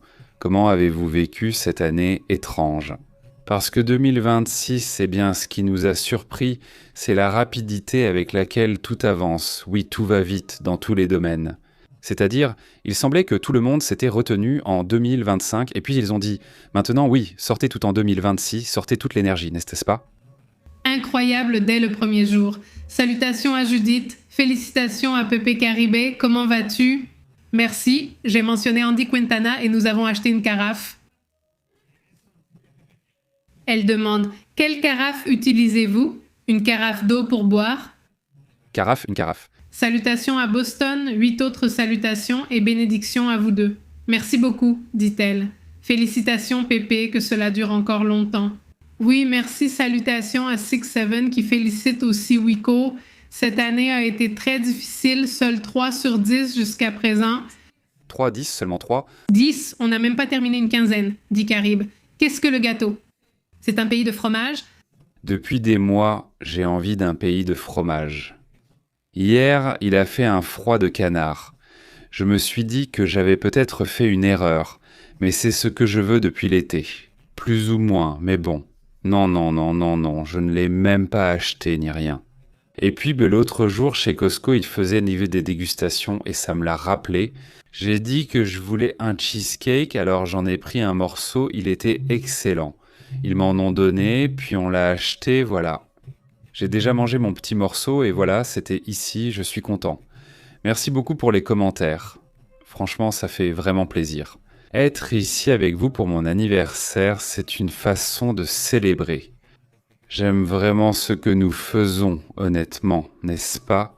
Parfois, c'est aussi pour cela qu'on ne prend pas de vacances, c'est un vrai sujet. Parce qu'on n'est pas là. Le direct, non. Non, oui, c'est compliqué. Pourquoi? Parce que j'aime ça et ce que c'est. Merci Edilcia, salutations et pardon. Ce fameux pays du fromage. Totalement fade, plus que les autres. Non, oui, non, pas de fraises, rien, juste le pays du fromage, le fromage et le biscuit qu'il y a en dessous, tu vois. Non, cette chose-là, avec ça c'est parfait, non? Il dit « Salutations à Javier Vasquez qui nous regarde depuis Minneapolis, Minnesota. Dis-nous, Javier, comment est la situation là-bas? Comment est l'ambiance avec ce qui se passe avec Lisa? » Salutations à Tapatia, Ars et Anna Hughes. Félicitations et encore beaucoup de fêtes. Merci beaucoup. Elle dit « Bonjour Pépé, je sais, j'espère que tout le monde va bien et plein de salutations. Mercedes pour Pépé. Qu'il en fête 1000 de plus? Non, pas 1000 de plus. Il n'a pas 1000 ans, mais bon, qu'il en fête 1000 de plus. » Mercedes, merci pour le soutien. Mercedes, merci beaucoup. Salutations aussi, dit aussi Anna Hughes. Salutations Anna. Merci Anna, grosse salutation et merci pour le super chat. Un grand salut aussi à Anna Hughes qui est toujours là pour soutenir, ainsi qu'à toute la communauté. Évidemment non, qui est ici, donc je la félicite, merci beaucoup. Dit-elle, Caribel, 2026 matérialise ce qui mûrissait depuis des années. Oui bon, qui le commande, qui le dit? Caribel? Écoutez, c'est un sujet un peu d'ordre astrologique ou quelque chose comme ça, ou comme c'était, c'est tout. Je crois que, bon, je ne sais pas pourquoi je ressens ça, ou je sens que c'est une année où il va se passer des choses, non? Oui, on m'avait déjà dit que 2025 serait compliqué, mais c'est comme une année bloquée. De blocage, non. Et cette année, oui, j'ai eu l'impression qu'elle était pleine de nouvelles, mais qu'elles étaient en toutes un peu bloquées. C'est-à-dire, en général, c'est comme si, tu vois, il se passait des choses, mais comme si elles n'allaient jamais jusqu'au bout. Et maintenant, c'est comme si ça arrivait, tu vois. Maintenant, ça vient. Maintenant, c'est le moment des résultats, non? C'est vraiment intense. Comment tu vas? Libre, liberté. Salutations, merci beaucoup pour ton commentaire, dit Ginès. Figure-toi que je n'y ai pas vraiment pensé. Enfin, peut-être que, tu sais, appliquer ça pendant les vacances, mais les diffuser? Trouver un hôtel avec une bonne connexion Internet, non? C'est un sujet... Oui, exactement, non. Enfin, il suffit juste d'avoir un ordinateur portable de bon niveau, parce qu'on n'en a pas, enfin, cet ordinateur est vraiment nul. Oui, non. Je ne pense pas que je puisse, mais bon, on va voir, il faudrait lui faire un test, non? Mais c'est oui. Je pense que ce serait possible, bien sûr, et en plus, ce serait vraiment, vraiment bien. Je pense que ce serait amusant de diffuser. C'est comme quand le Chavo del Ocho est allé à la plage, non? Nous continuerions aussi à aller à la plage, à diffuser depuis la piscine, etc. Celui-ci dit « Un grand merci aussi à Wilbert, un grand merci Wilbert, aussi pour ce super chat, je te remercie beaucoup. Merci Wilbert, salutations Wilbert. » Et bon, à la communauté qui arrive, enfin, qui arrive ou qui va plutôt arriver en différé, eh bien laissez aussi votre commentaire. S'il vous plaît, il dit « Le Fran Gamez, comment tu vas, le Fran ?»« Très bien, Javier Vasquez, toi aussi, comment tu vas ?»« Oui, c'est incroyable, dit Pixel, hein. Prends ton antenne, allez, eh bien l'antenne, je ne sais pas à combien elle fonctionne, mais avec l'antenne Starlink, je suppose que c'est la meilleure. » Ici, la plupart des hôtels offrent une bonne connexion Internet gratuite, contrairement aux États-Unis où elle est payante. Bon, oui, c'est possible, c'est possible. Et en plus, on a aussi Internet qu'on paie en supplément pour le téléphone portable, parce qu'on diffuse via le portable, donc en théorie, on ne devrait pas en manquer, n'est-ce pas? Si tu pars une semaine en vacances, tu ne le feras pas, non. Je salue aussi Daimo, qui souhaite un joyeux anniversaire et une année 2026 pleine de rêves accomplis, de santé et de bénédictions. Salutations de Buenos Aires, salutations. Salut, ça va? Très bien. Ce qui est clair dans les interventions qui ont lieu ensuite, ce n'est pas parce que cela fait beaucoup de bruit. Évidemment, chaque fois qu'un pays intervient dans un autre, cela fait beaucoup de bruit. Ce qui est clair, c'est qu'il peut y avoir de bonnes interventions ou de mauvaises interventions. Aucune n'est idéale, c'est-à-dire aucune ne l'est. C'est-à-dire, elles ne devraient pas avoir lieu, mais elles ont lieu. Le problème, c'est quand ces interventions, disons l'intervention, ou ce qui s'est passé quand on est intervenu en Allemagne ou au Japon. N'est-ce pas? Alors, qu'est-ce qui s'est passé, n'est-ce pas? Qu'est-ce qui s'est passé avec le Japon? Et il y a aussi d'autres interventions qui ont eu lieu et qui se sont très mal passées, n'est-ce pas? Alors, au-delà des interventions, qu'elles soient bonnes ou mauvaises, ce que l'on pourrait remettre en question, c'est comment est cette société?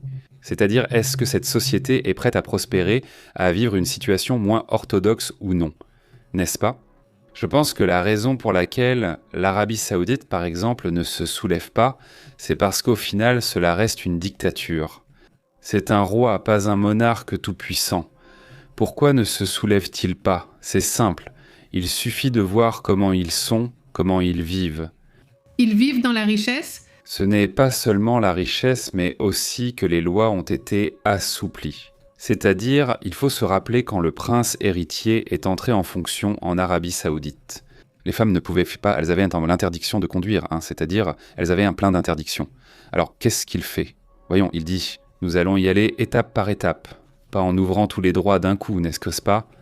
Pour les vêtements, ici, tout a commencé à devenir plus flexible.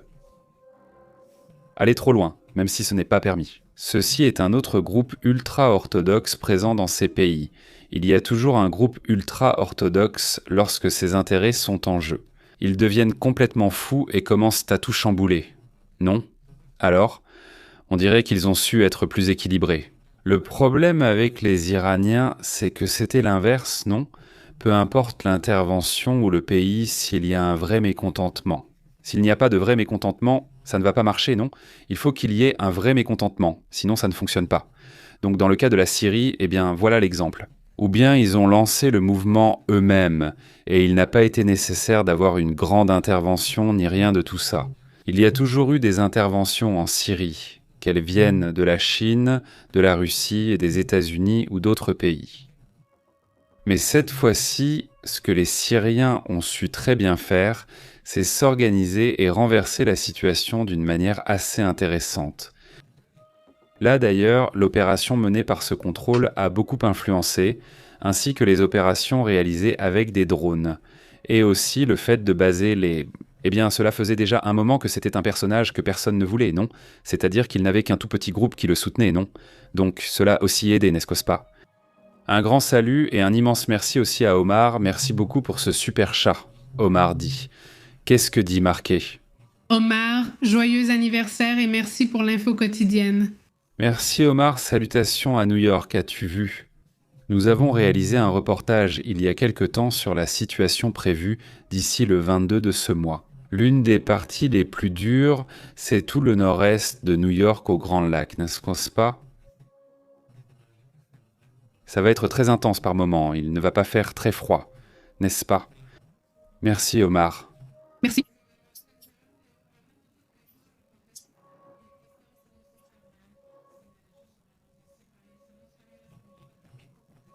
Merci. Merci.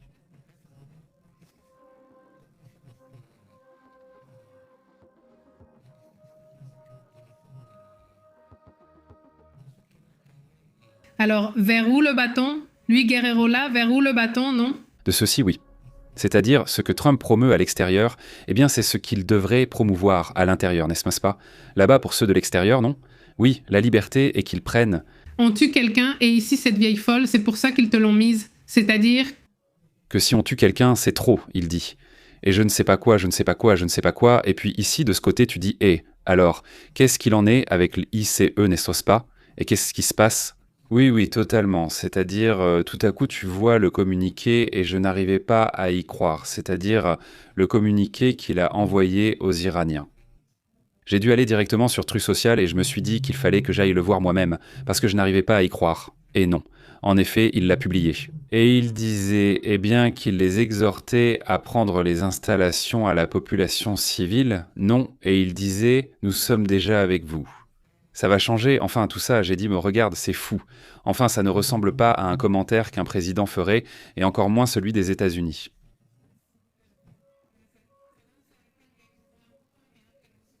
Merci, Sia. Je pense que la Chine a tout intérêt à entretenir une bonne relation. Oui, la Chine est très intéressée par la prise de Taïwan, ça c'est sûr, ça l'intéresse énormément, mais se fâcher avec les États-Unis, elle voit ça comme très compliqué. Pas moi. Tu crois qu'elle en est capable? Non, mais pas directement. Ah, bien sûr, ce n'est pas... Je veux dire directement... Non. Ils ne le feront jamais directement. Ils préfèrent agir indirectement. Est-ce fou ou une blague? Quelle c'est la plus grande peur actuellement? Ce n'est pas une attaque directe, parce qu'une attaque directe, eh bien, les États-Unis ont beaucoup d'expérience pour opérer 1000 choses. Comme c'est une guerre, non? Mais comment tu opères quand tu ne sais pas qui était l'ennemi, quand tu n'es pas sûr? C'est bien le problème. Cela suscite la peur chez toute puissance. Pour les États-Unis, c'est, je pense, l'une de leurs plus grandes craintes. Non, je ne pense pas qu'ils craignent vraiment une guerre, mais plutôt les attaques hybrides, non? C'est pour ça ce film que, d'ailleurs, produit Obama, celui de Don't Look Up, il ne s'appelle pas comme ça, je crois. Il ne semble pas, vérifie-le, mais ce film produit par Obama, qui est très intéressant parce qu'il est produit à partir d'une expérience, non? Et ce que ça te montre, c'est ça. S'il va y avoir une attaque, ça se passera comme ça, c'est-à-dire qu'un jour tu te réveilles et tu ne sais pas ce qui s'est passé, non? Les choses commencent à rentrer dans l'ordre aujourd'hui. Je pense que nous avons eu l'une des... Laisser le monde derrière soi. Laisser le monde derrière soi. Aujourd'hui, nous avons reçu l'une des notes les plus étranges, mais aussi parmi les plus intéressantes, selon moi. Mais bon, c'est passé inaperçu tout à coup. Et puis, même au niveau des sujets, parfois, il y a des sujets et des notes où je me dis, cette note devrait être la plus vue, mais elle se perd parmi les actualités, non? Ce qui se passe en Iran, au Venezuela ou ailleurs intéresse beaucoup. Pour moi, cette note, regardée, publiée il y a 9 heures sur les diffusions précédentes, a déjà été vue par 1700 personnes. Je ne sais pas, soit ça ne les intéresse pas, soit ils n'ont pas reçu la notification. Je ne sais pas, celle-ci qui est là, humblement, la petite info n'est arrivée à personne, dit-il. Rapport, les États-Unis auraient acquis une arme sonique. Le titre n'est peut-être pas juste. Je ne sais pas ce que vous en pensez, mais pour moi, cette nouvelle, c'est un autre monde. C'est-à-dire, c'est une information qui, si on comprend le potentiel de ce qui est dit là, c'est énorme, non ? Et s'il vous plaît, vérifiez cette information, parce que je pense que, je vais le dire. Je ne vais pas le dire comme je le ressens, mais vérifiez l'information. S'il vous plaît, ne l'abandonnez pas, ne la laissez pas tomber. Elle est vraiment bien, elle est vraiment bien. Elle est excellente. C'est peut-être l'alarme secrète. Je vais résumer. C'est-à-dire ce que disent les États-Unis dans cette information. Les médias s'agitent, cherchant sans cesse des informations et à poser des questions. J'ai déjà entendu parler de plusieurs médias classiques, comme Cable News Network Fox, plusieurs de ces médias. Ils cherchent des informations pour en savoir plus sur cette arme. Les États-Unis auraient acquis l'arme auprès de quelqu'un, on ne sait pas qui, mais ce n'est pas un pays, c'est une arme, c'en est une. Elle génère une série d'impulsions, et ces impulsions rendent la personne essentiellement inapte, c'est-à-dire que son cerveau est endommagé. C'est comme ça, il y a des gens qui s'en remettent, d'autres non. Mais c'est cette arme dont on soupçonne qu'elle serait la même que celle utilisée dans le cas du syndrome de la Havane, on soupçonne que c'est la même. Mais le point, c'est que d'une manière ou d'une autre, quelqu'un les leur a vendus. Et que ce n'est soi-disant d'aucun pays. Même le fait d'entrer est nouveau, mais tout le reste intéressant, car il s'agit de données et d'informations, si c'est bien cela la nouvelle. Ce dont nous parlons signifie que quelqu'un a la capacité, que ce soit une institution secrète, un individu, une seule personne. Je ne sais pas, mais quelqu'un peut-il vraiment fabriquer une telle arme et la transporter dans un simple sac à dos ? Car à chaque fois, il s'agit d'un sac à dos, non ? Alors, qui a la capacité de faire ça ? Ou bien ils insistent sur le fait que ce n'était pas un pays, c'est-à-dire qu'aucun pays ne leur a vendu, ni rien de tout ça, mais que ce n'est pas un pays qui l'a développé. Si c'est vraiment comme ils le rapportent, ça veut dire, et j'ai toujours supposé cela, qu'il y a des gens avec beaucoup de compétences ou qu'il existe des petits groupes, disons, d'entrepreneurs qui ont la capacité de développer des choses auxquelles nous ne pouvons même pas imaginer, n'est-ce pas ? Tout simplement oui. Je veux dire, là-bas, il doit y avoir, c'est certain, il doit y avoir, des entrepreneurs. Parce que, par exemple, le sujet du CRISP, le fameux CRISP, non ? Qui consiste à changer un gène, c'est-à-dire à modifier ta génétique. Chez un adulte, chez une personne déjà formée, disons, on ne peut pas modifier ses gènes, pas à travers le fameux CRISP. C'est-à-dire, tu n'as pas besoin, avant le problème était toujours. Si tu veux changer tes gènes, tu dois être né, et là on te les modifie. Tu nais déjà avec ce gène, non mais maintenant, non plus avec le CRISP. Grâce à ce développement, c'est possible, et l'atout comme le problème du CRISP, c'est que toute personne un peu compétente peut le faire. Il y a un excellent documentaire qui était sur Netflix, pas celui-ci, qui parle du sujet, tu vois, et c'est vraiment intéressant. Parce que ce qui se passe, c'est qu'avec des informations d'Internet, avec quelques fichiers qu'ils peuvent télécharger, des PDF et tout ça, tu vois, avec un peu de connaissances médicales, beaucoup de vétérinaires, d'infirmiers, d'infirmières, ils n'ont même pas besoin d'être médecins humains. Ils font des expériences avec le CRISPR sur des petits animaux, n'est-ce pas ? Celui-ci, ils le font dans leur garage ou sous-sol. Tu te dis qu'un jour, quelqu'un fera quelque chose avec le CRISPR ou ses sujets associés et obtiendra des résultats inimaginables, non. En fait, au final, on entre dans une ère où il se pourrait que quelqu'un développe des choses vraiment surprenantes, bonnes ou mauvaises, qui pourraient soit te causer un problème, soit t'apporter un bénéfice, n'est-ce pas ? Alors, les X-Men dans le futur, non, fondamentalement non, ou bien.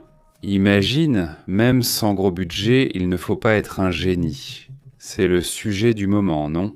Des gens peuvent développer des choses impressionnantes, et maintenant, avec les idées, cela augmente encore la probabilité.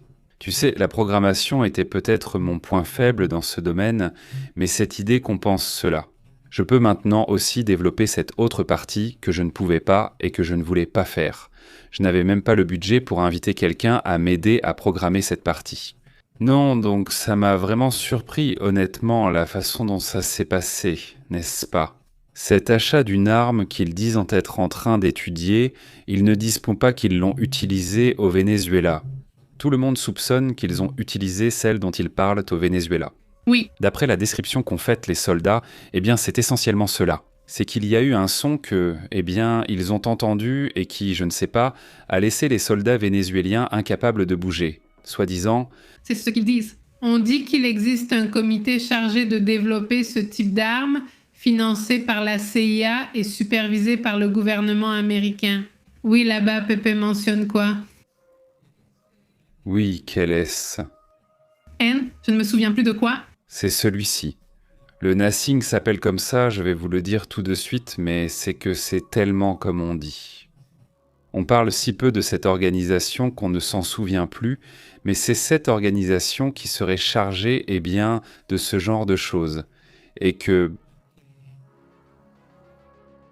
eh bien, cherche dans ce cas à acheter quelque chose qui existe déjà. C'est-à-dire ce sur quoi j'insiste, ce qui me surprend le plus, ce n'est pas qu'ils le développent. Non, évidemment, toutes ces puissances investissent, mais ce qui m'étonne, c'est que ce développement existait déjà. Elles ont dû l'acheter ailleurs. Qui diable l'a développé ? C'est ma grande question, c'est-à-dire qui ? Qui l'a développé, qui a eu la capacité de faire quelque chose ? C'est une arme capable de transformer la réalité d'un pays. C'est énorme. Dit Marcella Riquelme. Ça pourrait venir d'un entrepreneur chinois. Et Francisco Arce dit, l'arme, c'est la musique de Bad Bunny. Oui, non, peut-être. Elle a des composants russes, mais ils assurent qu'elle n'est pas russe, juste quelques pièces d'origine russe, d'après eux. Non, merci beaucoup Gisela. Non, merci beaucoup Gisela. Salutations. Il dit merci beaucoup, un grand merci. Oui, grosse salutation. Il dit et merci, merci beaucoup.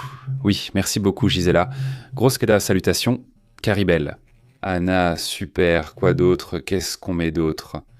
Salutations à Fabi, elle est aussi ici, dit Majus. Certains des Vénézuéliens ont dit que ce sonic leur sortait par le nez et qu'ils ont vomi.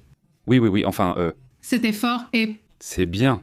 La description faite par les diplomates touchés par le syndrome de la Havane, qui est essentiellement une arme, on suppose, eh bien certains ont gardé ce problème à vie, c'est-à-dire qu'il y a eu des gens qui se sont suicidés parce qu'ils ne pouvaient les plus supporter.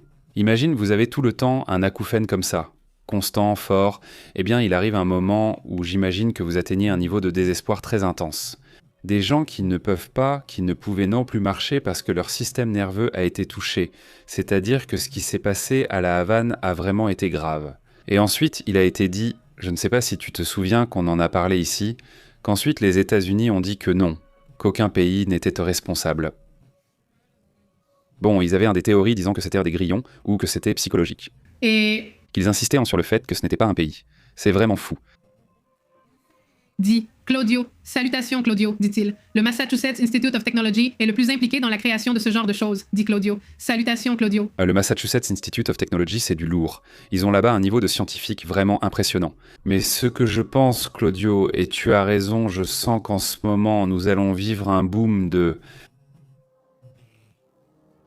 des loups solitaires, concernant la création de ces entreprises étranges. Avant, ils venaient du Massachusetts Institute of Technology de Harvard, de diverses universités, parfois de Chine ou d'écoles technologiques.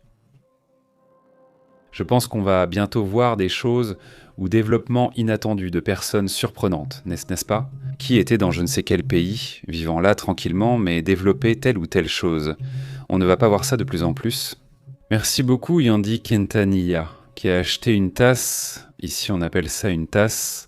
Ah, c'est génial. Prends une photo quand tu la recevras, s'il te plaît. Oui, quand tu la recevras, prends une photo, s'il te plaît. Merci Andy, c'est super. Merci aussi à toute la communauté qui achète nos petites tasses. C'est vraiment apprécié. Elles arrivent par ici, non? Salut Dandy et quoi d'autre? Salutations Yandy Quintanilla. Aussi, par exemple, en Irak, il est dit que les B-52 volaient très bas dans le désert et que leurs moteurs soulevaient le sable et recouvraient les véhicules stationnés d'Irak. Ah, parce que je crois que Alexei qui a dit que le meilleur son était celui des avions, mais pas Alexei. C'est-à-dire, c'est ce qu'ils disent, eux. Ce n'est pas un avion, même bruyant, qui cause cela. Parce que des lésions au cerveau, c'est comme ça, c'est-à-dire, là on détectait une lésion au cerveau. Donc c'est un sujet qui va bien au-delà de ça, oui, de ça non, enfin oui. Chef 49, joyeux anniversaire, dit Panterita. Pépé, félicitations, rarararara. Salutations, merci beaucoup. Francisco Hernandez, bonjour Pépé, tous mes vœux de bonheur. Que le bon Dieu t'accorde encore de très nombreuses années de vie, de santé, de prospérité cette année, qu'il t'apporte plein de bonnes choses. Salutations de l'État de Washington. Salutations Francisco. Merci beaucoup Francisco, un grand salut jusqu'à l'État de Washington. Comment vont les choses là-bas? Pépé salue Leonardo et demande comment il va. Les WAP pourraient offrir une technologie disruptive aux citoyens. Imagine aussi, c'est ce qui m'a traversé l'esprit. Ce que tu dis, non. Je veux dire que les WAPs ne sont pas ces ovnis, objets ou quoi que ce soit. Soudain, ils commencent à donner de petites choses, pas des jouets. Ce qui m'interpelle, c'est leurs commentaires sur cette supposée arme. Ils disent qu'elle avait des composants russes, mais qu'ils étaient en train de l'étudier. Ils ne l'étudient plus depuis 1 an. Oui, ils l'étudient depuis plus d'1 an, bien sûr. Maintenant, ils ne disent plus que c'est Gérard Garcia qui parle, mais la garde vénézuélienne. Il le dit car il a honte de leur incompétence. D'accord? Aujourd'hui, il se moquait de, comment il s'appelle? Canel? Miguel Diaz-Canel montrait hier des photos de la version Delta de Cuba, mais dans certains endroits, il la transporte à dos d'âne. C'est-à-dire, tu parles de quelle capacité? D'où lui vient cette assurance? Marilena Onoff, bonjour à tous, nous avons liké, protégeons-nous des changements climatiques, la grippe est forte actuellement. Salutations de Tehuacan, Dani et Arturo vous embrassent. Salut à Marilena, Dani et Arturo, comment ça va? Salutations, comment as-tu raison, Fabi? Il dit que si on essaie de t'amener jusqu'ici, bientôt c'est ça.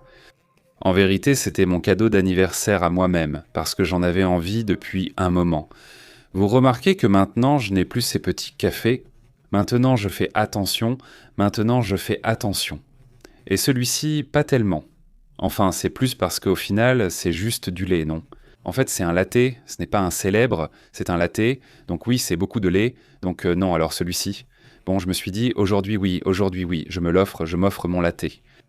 Et je suis parti pour un latte et j'ai décidé de ne pas faire la queue. On est parti pour un latte. Et puis les enfants voulaient un chocolat et tout. Alors, avant, c'était 1 ou 2 fois par semaine. Maintenant, plus. J'essaie déjà de me modérer. Oui, parfois je commande, mais du café normal, pas du café spécial comme il dit. Et oui, après on ramène les tasses pour les mettre ici. Tu as raison, dit Pépé. Merci beaucoup. Oui, un jour avant ma fille. Oh, c'est fou. Joyeux anniversaire de Ciudad Juárez. Salutations. Et bien aussi à ta fille. Salutations à ta fille aussi et à toi, évidemment. Dit-elle. Juan Canejo. Bonjour. Cette arme est en développement aux États-Unis depuis 26 ans. Consultez les infos à son sujet et sur d'autres armes. Celle du micro-ondes. En fait, cette arme n'est pas nouvelle. Non, enfin, ce n'est pas celle-là. Nous parlons d'une autre arme différente. Oui, ce n'est pas que... Enfin, des armes psychotroniques. Ils en ont beaucoup. Oui, énormément. Oui, mais c'est une nouvelle arme. Voilà, c'est le sujet. Maintenant, il existe beaucoup d'autres armes psychotroniques depuis de nombreuses années. C'est assez connu, nous en avons parlé ici. En fait, j'ai fait une vidéo à ce sujet, pour ceux qui ne l'ont pas vue. La vidéo... En conclusion, je résume plusieurs de ces armes psychotroniques connues depuis longtemps. Ce n'est pas un secret, non? Beaucoup de connaissances et d'images existent sur le sujet. On sait bien de quoi il s'agit. Salutations, Juan Canejo. Salutations, Canejo. Ici Omar Hernandez. Après avoir écouté le reportage sur l'arme sonique, je me demande que se passerait-il avec une version plus puissante? Dans une grande ville, voir passer quelques victimes à des milliers me paraît être un nouveau terrorisme, dit Omar. Salutations, Omar. Bien sûr, au final, si c'est utilisé à des fins malveillantes, évidemment, oui, c'est terrible, non? Et bien sûr que cette possibilité existe, non? Maintenant, l'arme psychotronique, disons, la raison pour laquelle ces armes sont développées, c'est pour éviter que les gens ne meurent. C'est-à-dire, mais ils ont dit, bah bon, il faut créer des armes qui puissent neutraliser un groupe de personnes Comme ils l'ont fait en Serbie? comme celles qu'ils ont utilisées en Serbie exactement. Et ensuite que les gens ne meurent pas, non? Enfin, c'était ça, en gros, non. On est censé dire que l'idée est plus humaine, entre guillemets? Non, évidemment. Mais disons que c'est un peu l'origine des armes psychotroniques, qui sont en développement depuis de nombreuses années, des décennies, n'est-ce pas? Où on parle de quelque chose qui existe déjà depuis un certain temps. Cette arme génère une impulsion qu'ils ont d'abord ressentie à travers quelqu'un d'autre, n'est-ce pas? Selon eux, la différence est que ce développement leur manquait, jusque-là.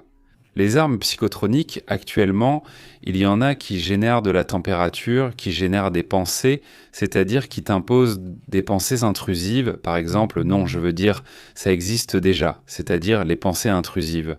Il y a beaucoup de gens, eh bien, ça les dérange parfois, non, parce que parfois, ils ne s'expliquent pas certaines choses, et il faut expliquer ça. D'ailleurs, aux enfants aussi, non? Il y a des pensées intrusives, et il suffit de ne pas y faire attention, n'est-ce pas? Comme la pensée classique de faire une bêtise, de faire quelque chose qui... C'est-à-dire, eh bien, une pensée intrusive. Et petit à petit, tu apprends à ne plus faire attention à cette pensée. De nombreux enfants rencontrent soudain des problèmes car ils sont hyper turbulents. Ils pensent et agissent immédiatement. Tu n'avais pas un ami comme ça? Celui du lycée agissait dès qu'il avait une idée. Celui-là avait un avantage, non? Ce sont des gens qui prétendent oser beaucoup, puis c'est l'inverse, les autres s'y mettent. Comment ça s'appelle? À trop faire, trop penser à faire, oser faire? Non, oui, dit-il. Merci beaucoup, Juan Conego. Salutations, dit-il. C'est une bonne arme, oui.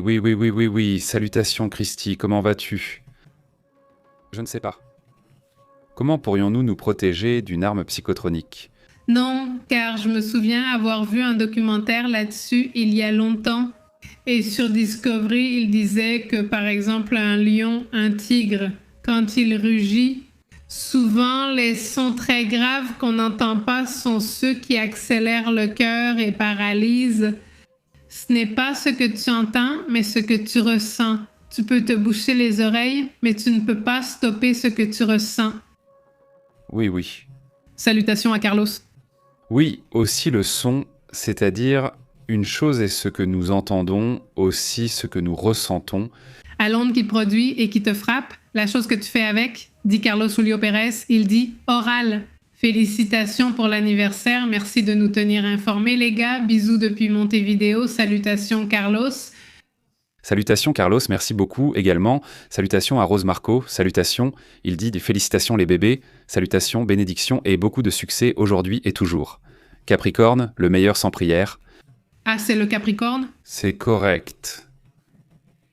Salutations à El Pitbull qui évoque le système de déni actif. Ce système à micro-ondes de 95 Hz génère une forte sensation de chaleur sur la peau. Le département de la Défense des États-Unis a mené des recherches sur l'Air Force Reveal. De plus, il dit salutations. D'accord, salutations. Salutations au Japon, Japon qui dit miaou, salutations, miaou, salutations à Raúl Sanchez qu'il cherche. Ce qui s'est passé en Colombie il y a des années, à l'époque du bruit, était-ce réel? On trouve beaucoup d'informations sur Internet à ce sujet. D'accord. Je vais vérifier. C'est la vidéo dont je vous parle. Je vous ai mis le lien au cas où vous voudriez vérifier. Ce serait intéressant peut-être de faire un résumé de ce sujet. On a déjà beaucoup écrit, on a dit ce qu'il y a dans la caméra. On a beaucoup écrit sur le sujet des armes psychotroniques, aussi bien sur celles qui ont fonctionné, parce qu'il y en a d'autres qui sont en développement, et ils ont dû les remplacer, les suspendre, parce que l'effet voulu n'était pas obtenu.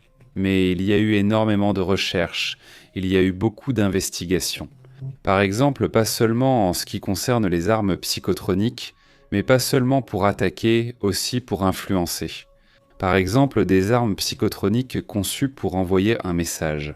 Pas pour ces pensées intrusives dont on parle dans ce pays, et je ne sais pas comment elles fonctionnent, évidemment, mais bon, c'est très intéressant. Je vous disais aujourd'hui que ceci.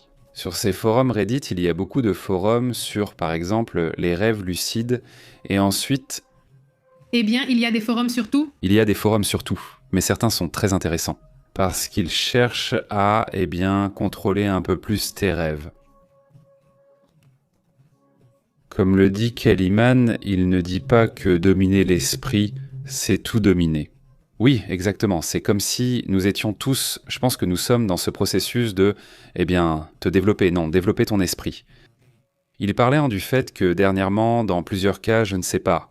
J'imagine que c'est une blague et qu'ils ont eu des rêves intrusifs d'eux. Ils voient cela comme de la publicité, sûrement parce qu'ils consultent encore beaucoup les réseaux ici. Je ne sais pas si c'était une blague, mais les gens en parlaient. Ne faites pas de publicité dans vos rêves. Oui, ils se sont retrouvés dans leurs rêves. Oui, si tout le monde voit la même pub, ce serait bizarre. Si ce sont des pubs aléatoires, alors non, pas les infrasons. Panderita, comment vas-tu? Salut Partida Plus, comment vas-tu? Très bien, José Francisco Raoul Sáenz, quoi de neuf? Dit Claudio. Les micro-ondes, sans leur boîte métallique, deviennent essentiellement une arme de radiation. Et si le sujet était de focaliser les ondes et de baisser la puissance actuelle? Dit Claudio. Comment vas-tu? Est-ce faisable? Salutations du Venezuela, j'ai eu le syndrome de la Havane. Bourdonnement, troubles du sommeil, douleur thoracique. Pour la capture de Maduro. Et avant et après, c'est « Tu es au Venezuela, près de là, François ». Parce que c'est clair que j'ai aussi pensé à ça. Et qu'en est-il des gens qui vivent autour de l'endroit où les opérations ont eu lieu? C'est-à-dire... Je pourrais aussi ressentir de l'anxiété parce que oui, ce n'est pas quelque chose auquel nous, les Latino-Américains, sommes habitués, enfin l'Amérique en général non plus, tu vois? Oui, c'est vrai. Je ne sais pas quel est ça le meilleur signe, mais les Capricornes sont sympas et ont toujours raison. Et s'il y a un autre Capri qui arrive ici, je me rends compte que je suis entourée. Sans, voilà les infrasons, merci. Il dit que les voisins font du bruit toute la nuit avec la musique. Il s'en est plaint. Quand un voisin est vraiment bruyant, il y a le nom. Dit la Bara. Pourquoi? Des barbares très avancés avec les armes. Et c'est pour quand le remède contre le cancer? Salut, salut. Je sais, EILN déjà, hein? Je dis aussi que ce sujet est en développement et j'aimerais qu'il progresse plus vite, car beaucoup attendent une solution à ce problème. Il demande si je croyais que cette marchandise diffusée en direct était à des tiers. Vais-je acheter quelque chose? Alors, il dit que si c'est nous qui le concevons, mais que celui qui le vend, c'est une entreprise qui a un contrat avec YouTube et nous, on garde une part. Si on nous donne un pourcentage, non. Mais ici, tout est géré ainsi. C'est cool, parce que c'est comme ça. Enfin, ce sont des entreprises super fiables. Oui, on peut ouvrir sa propre boutique. Il y a moyen de le faire. Le problème, c'est qu'on n'a pas le temps de le faire. On n'a pas encore voulu ouvrir notre boutique. Nous concevons le design et pouvons ajouter d'autres éléments. Ils nous donnent le choix des vêtements, des chemises et tout ça, alors nous les utilisons, nous les concevons et c'est tout. Ce que je vais faire, oui. Oui, nous avons plusieurs projets liés à des événements et des phrases vécues ici avec la communauté que nous aimerions commenter. Dès que ce sera prêt, on le publiera ici. On veut aussi faire des t-shirts et autres produits. Salutations, il dit, ou que dit-il? Moi, j'ai même suspendu la condamnation. C'est tout ce que je dis. Quoi, qu'est-ce qu'il raconte? Moi aussi, j'ai eu une annonce en rêve récemment.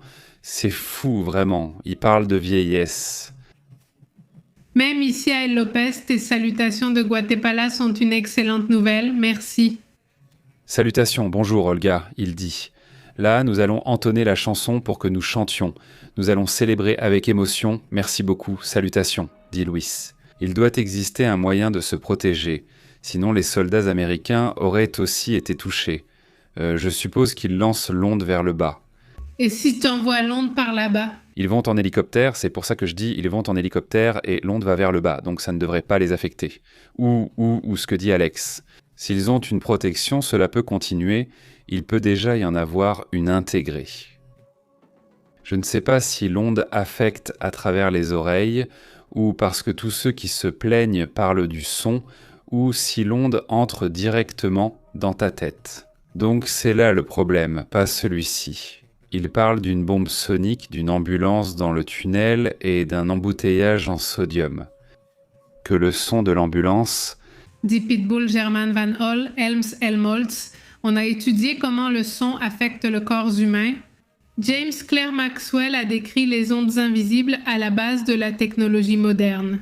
Et Nikola Tesla a rêvé d'énergie et de communication pour unir l'humanité, pas pour nuire. Salutations à Issa Jones aussi. Salutations à Pitbull, bonjour Marco Antonio, merci, salutations au Honduras, comment vas-tu Issa Jones et à toute la communauté. Allons-y. Les gars, souvenez-vous, on est sur WhatsApp, Telegram, notification des directs, mais aussi sur X, Facebook et Insta. Merci. Salutations, chers amis. Salutations à toute la communauté. Fabrice, très bonjour. Merci beaucoup à toute la communauté et presque 800 likes. Oui, vraiment. Merci beaucoup. Merci infiniment. Eh bien, nous sommes ici de bon matin, n'est-ce pas? Oui. Ici avec des infos comme d'habitude. Voyons voir comment. Comme je le dis, s'il y a quelque chose, nous serons là ce soir à surveiller, n'est-ce pas? S'il y a quelque chose à signaler, eh bien, nous le ferons à l'heure qu'il faudra, n'est-ce pas? Je vous embrasse fort, portez-vous bien, on se voit plus tard. Nous interrompons votre programme. À bientôt. Merci d'avoir suivi la Verda. C'est Pépé en direct. La vérité est intense. L'insolite est-ce réel? Nous l'analysons ici. Approche globale. Connecte-toi à la chaîne Pépé en direct pour suivre Pep et Astrid qui disent la vérité. Journalisme brut. Ici, on respecte. Active l'alerte. Ne perds pas la trace jusqu'à la prochaine fois. Oui, monsieur, on fait l'appel. Abonne-toi. Pépé en direct dans la rue.